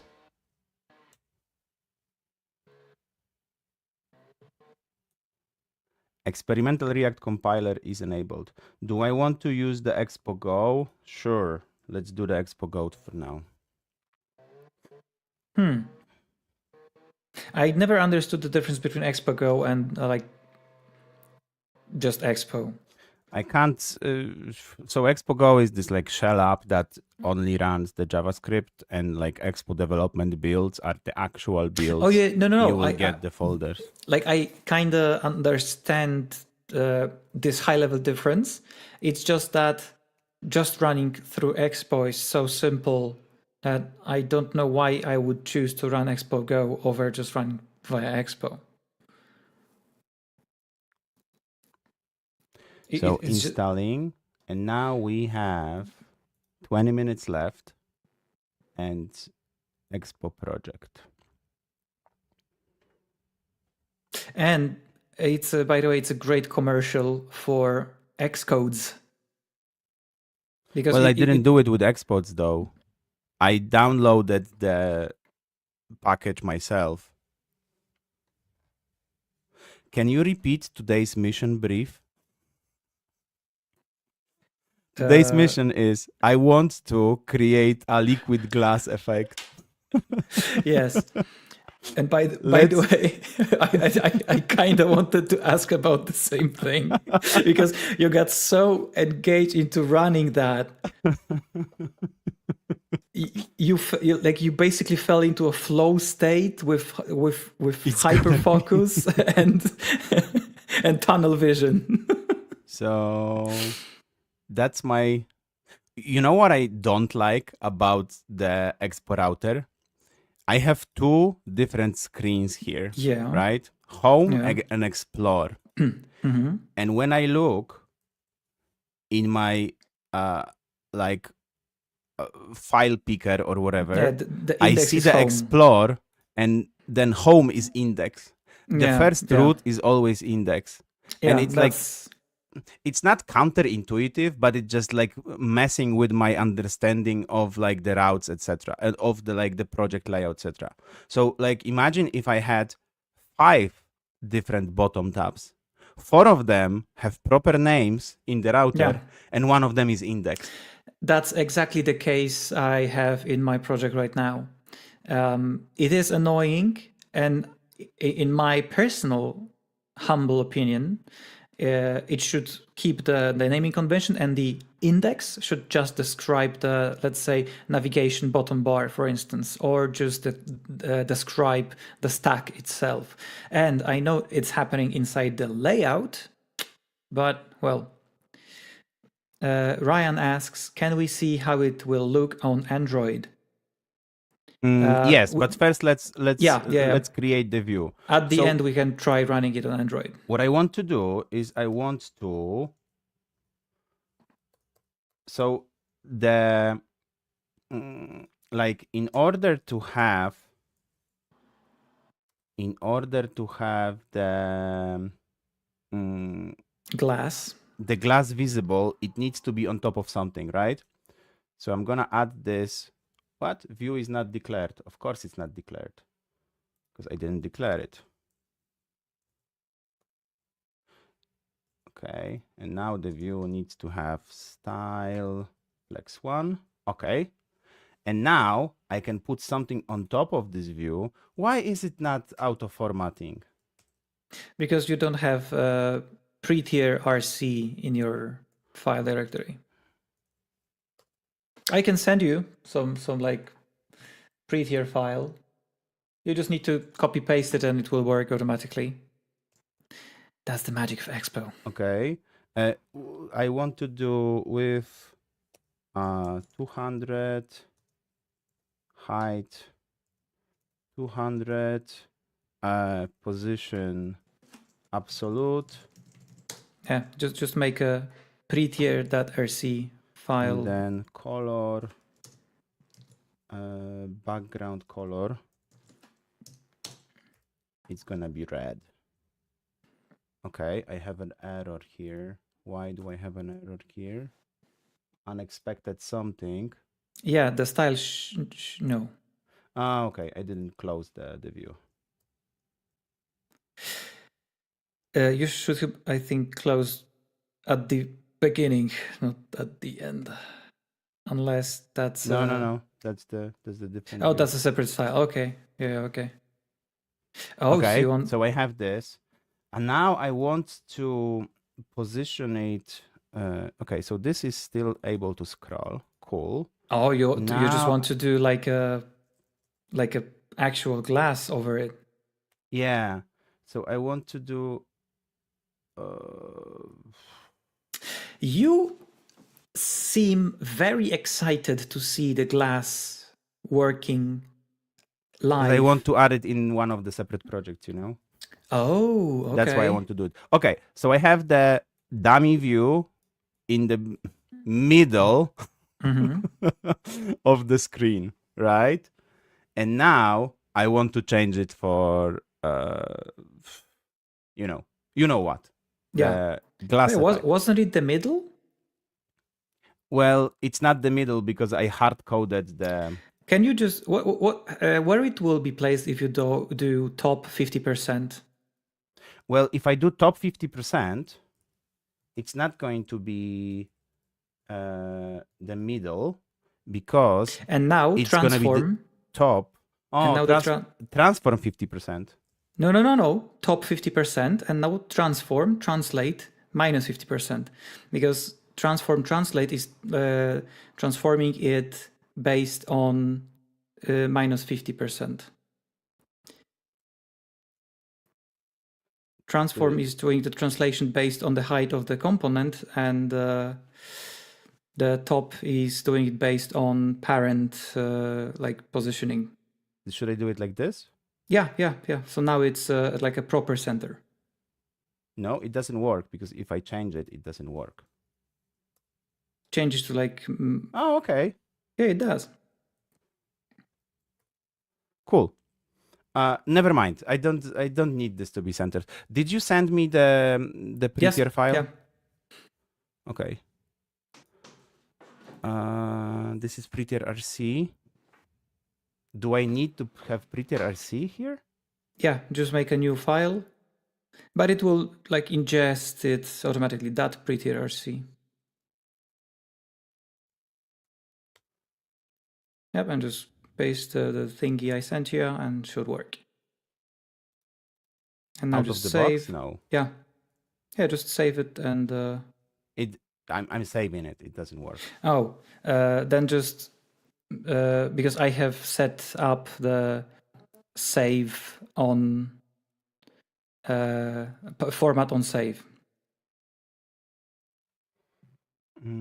Okay, let's drop it. Let's try to do the glass thing. It's So, okay. In the meanwhile, I'm gonna send you the setup for this because it will drive you well, crazy. I know that in order to fix it, I need to like look into a few other things in the VS Code and set up the proper thing. Okay, this one. So I'm going to have. I'm gonna copy this. I'm gonna copy this. Right. Ooh, do I need to install it? Probably. I would say so, yeah.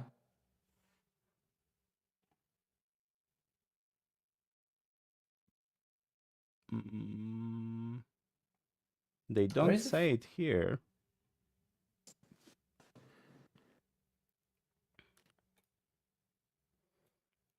Let's see.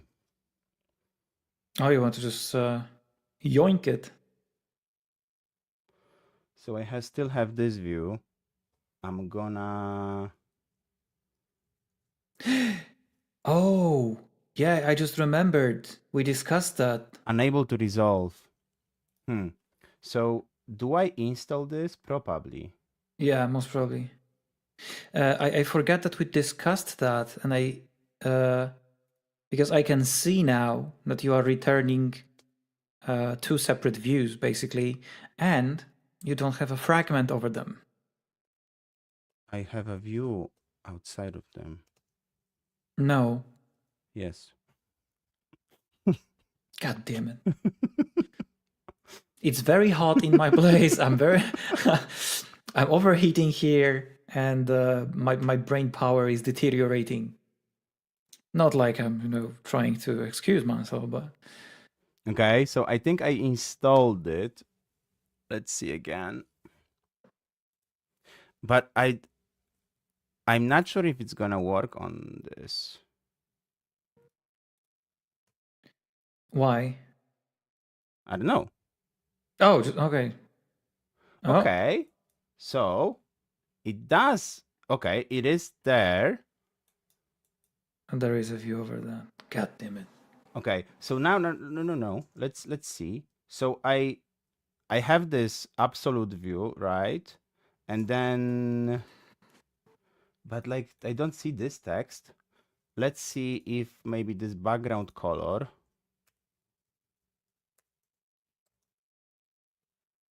No.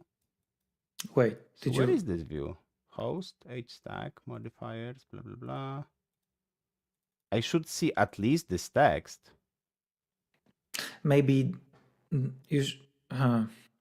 Well, this is inside this view, right? Is Yeah, inside but the absolute view. maybe the host should be. Oh, the padding. Wait, you have a host.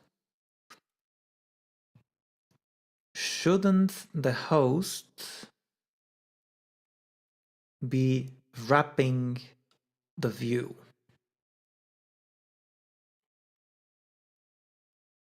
Let's see if here.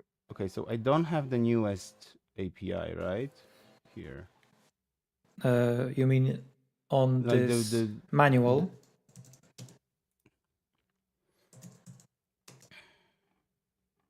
Oh. What?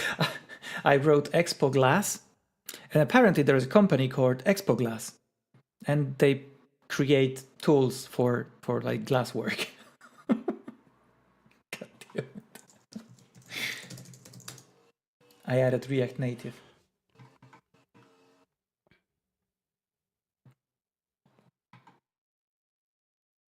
Oh, one question from me. Are you 100% sure that you run this project with the newest Expo? Yeah, like this is packet JSON, Expo, Okay. 54, Okay. preview Okay. 5. Just wanted to make sure. So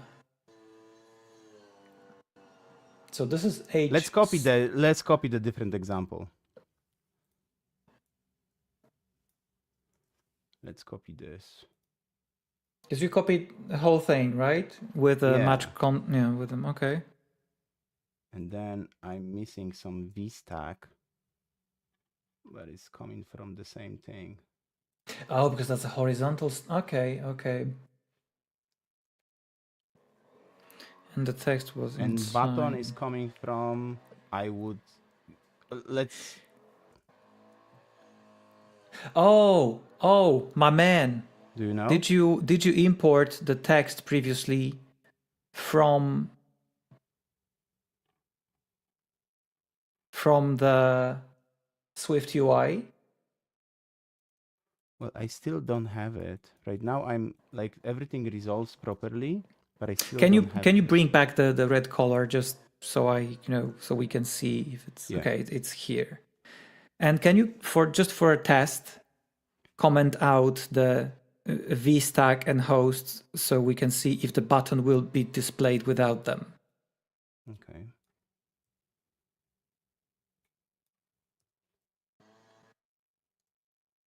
But button is coming from the same library as well. Oh, yeah. All right. So like it's not getting there. Can you just How about, change? like maybe I need to like align things here, like justify content align items. No. Why would it? Can it change anything?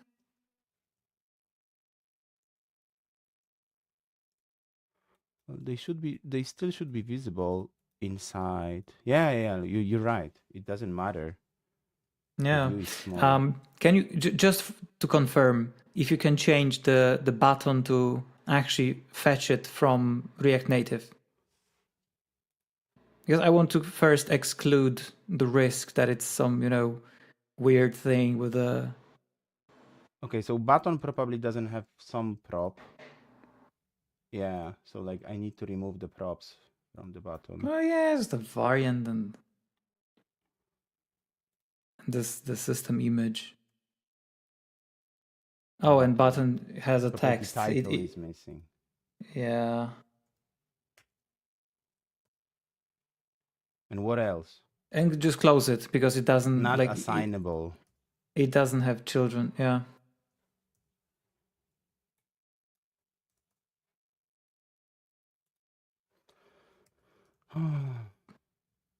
Yeah, I have the button. It's here. Okay. So regular buttons are getting printed. Wait. Oh, sorry. I scratched the. But is it above or yeah? So if they are here,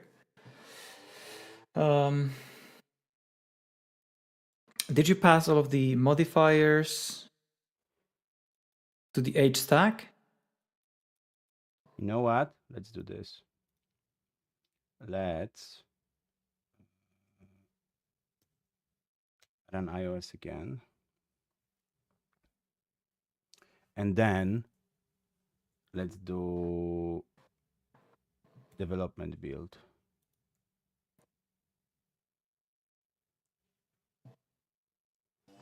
And let's do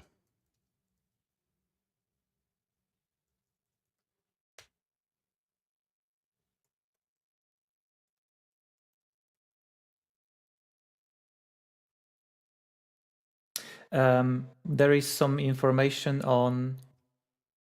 Oh, sorry, no, never mind. It's about EAS. This guy is still cutting that tree. Oh yeah, I can hear him. I think he's making toothpicks by hand.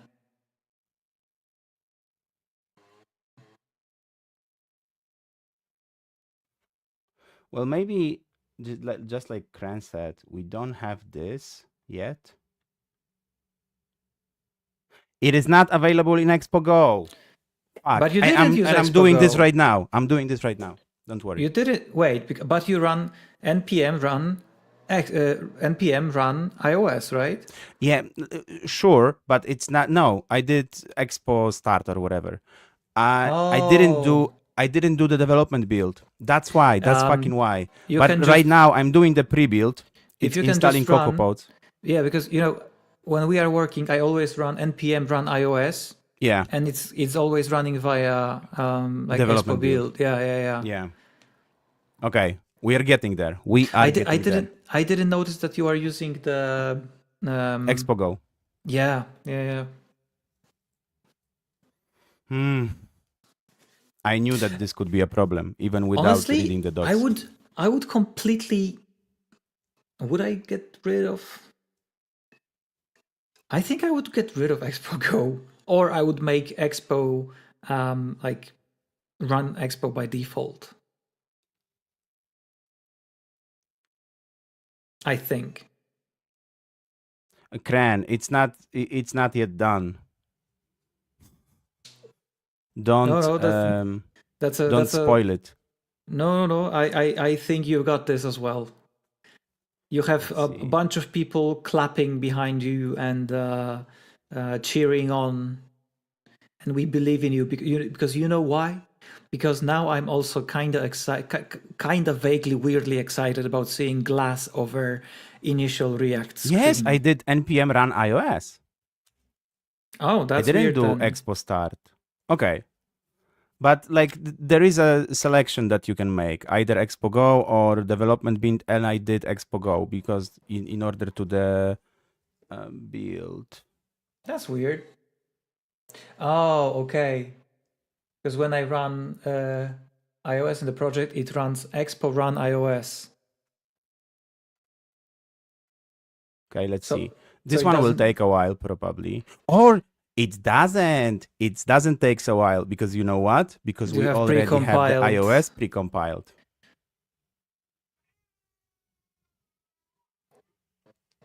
Well, we'll see.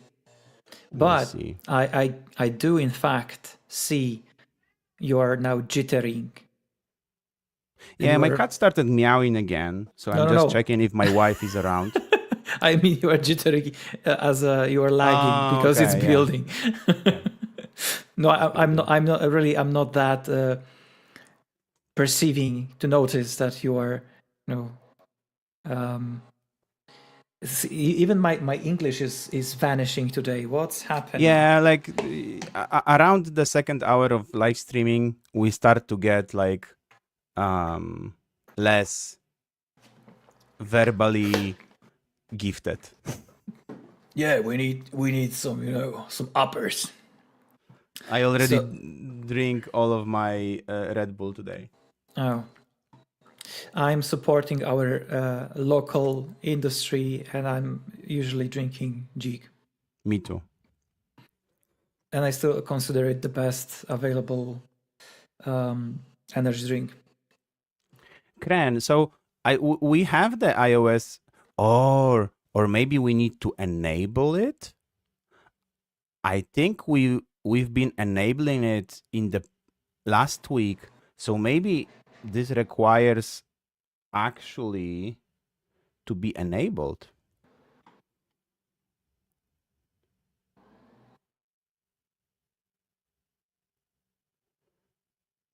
Wait, what? Sorry. I get confused because it looks like Ryan either copied his comment or something lagged on YouTube because we have the same comment about the RX archive. Or maybe someone hacked his account. Oh, that would be a very tame way to abuse someone else's account. Okay, this is still happening. So it was much faster last week. Maybe you just didn't have a pre-build, or it removed. Maybe we don't have it enabled. I wonder where is it? Or maybe it got removed when you run it on Expo or through Expo Go.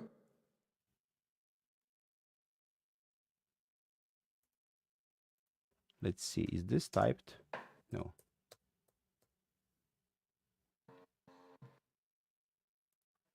Is this typed? No.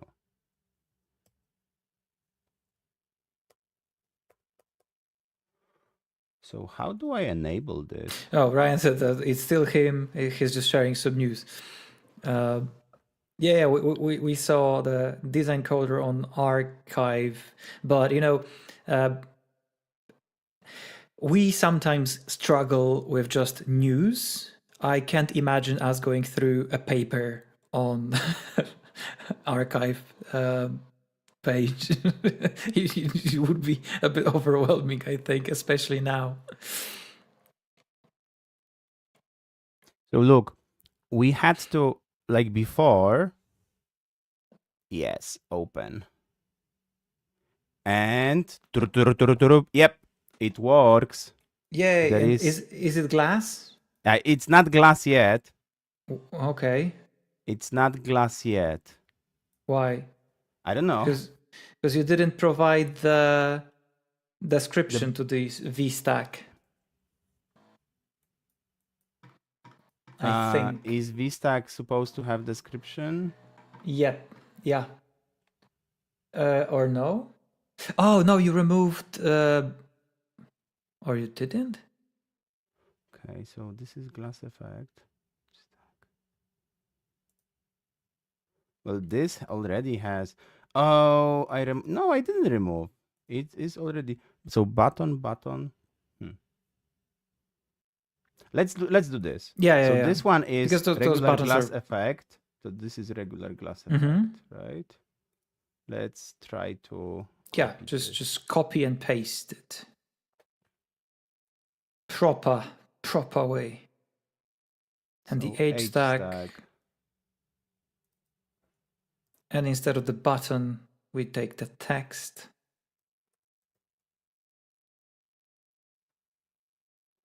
Padding doesn't exist. What? You copied it. Yeah, padding needs to. Oh, I need to copy it. What do you mean copy? Well, padding is like. Modifier. Oh, okay. We didn't have the modifier. Look, like it doesn't auto format my code, but it's fucking removing my imports. Yeah, that's lovely. And maybe now, when you remove the red background, I don't think so. You don't? No, I don't think it will work. I don't see any glass effect. Where's the glass? Where's the glass? I mean, you used everything. Yeah, there's not many examples, right? Like, I don't know which one of those should actually give me the... Okay, I'm gonna go back to the buttons. So there is a YouTube button. Short about that. I'm taking a peek. Oh no, it just shows the how it behaves.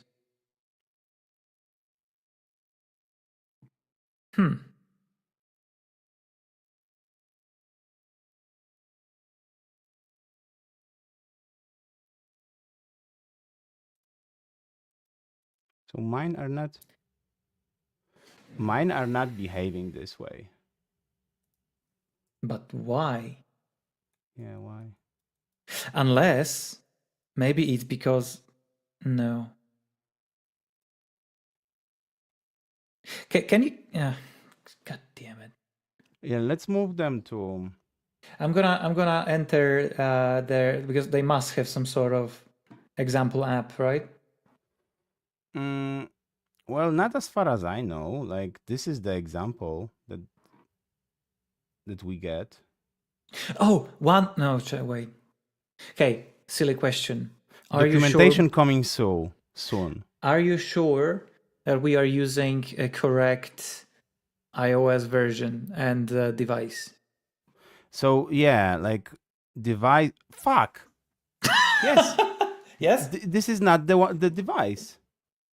Oh, okay. Okay, cool. So let's quit this simulator and let's open. But good news for everyone, it's not breaking anything on older devices. It's a Ooh. good news.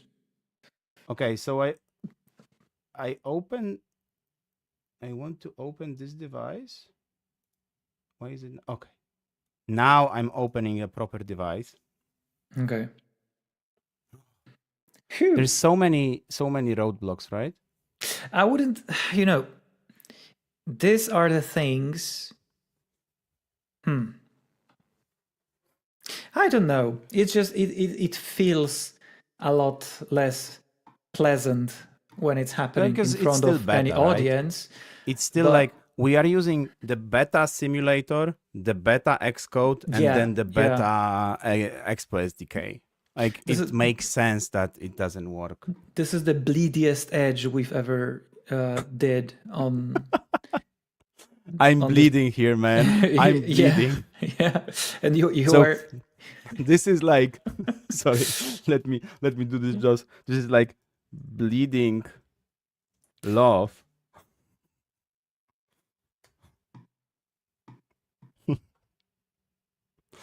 Because I love React Native.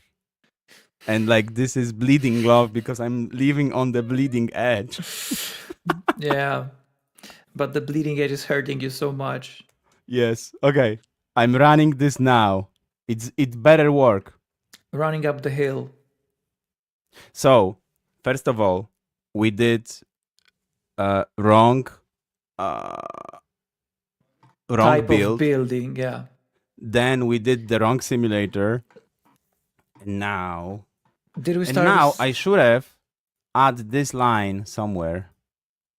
Add the line about but like this line should be applicable by Expo, right? And not like Nah, are you in- sure? in order to Listen, whatever, like, I'm not sure how it comes, like, what's wrapping the precompiled build, but you'd already rebuild it. So doesn't it mean that it still has to build again? I don't know. I don't know how much time it will take right now. Actually, this is kind of weird because, wait, do we have a precompiled? Because for me, it only rebuilds completely when I just like remove the whole folder. Yeah, I guess it's faster now. I can see it's going faster. Let me check what's our setup. Okay. Are we going to see the glass? I already see the glass on this on the simulator. Yes. Oh, the glass is here. It fucking works. In its whole glassy magnificence. In its all magnificency. Nice. So These we have are this, real right? words. No, we have the buttons. So I'm gonna add this one as well. As well? Oh, we are going crazy. Yeah, we're going crazy, man. I'm gonna add it here. And then I'm gonna just remove the height from this component. Ooh, going automatic. And now I don't have some imports. Exactly.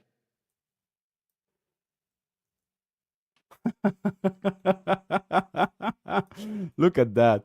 Yeah, the glass was half full, and now it's full of everything. I'm so happy. Like, Łukasz, I'm so happy for you right now.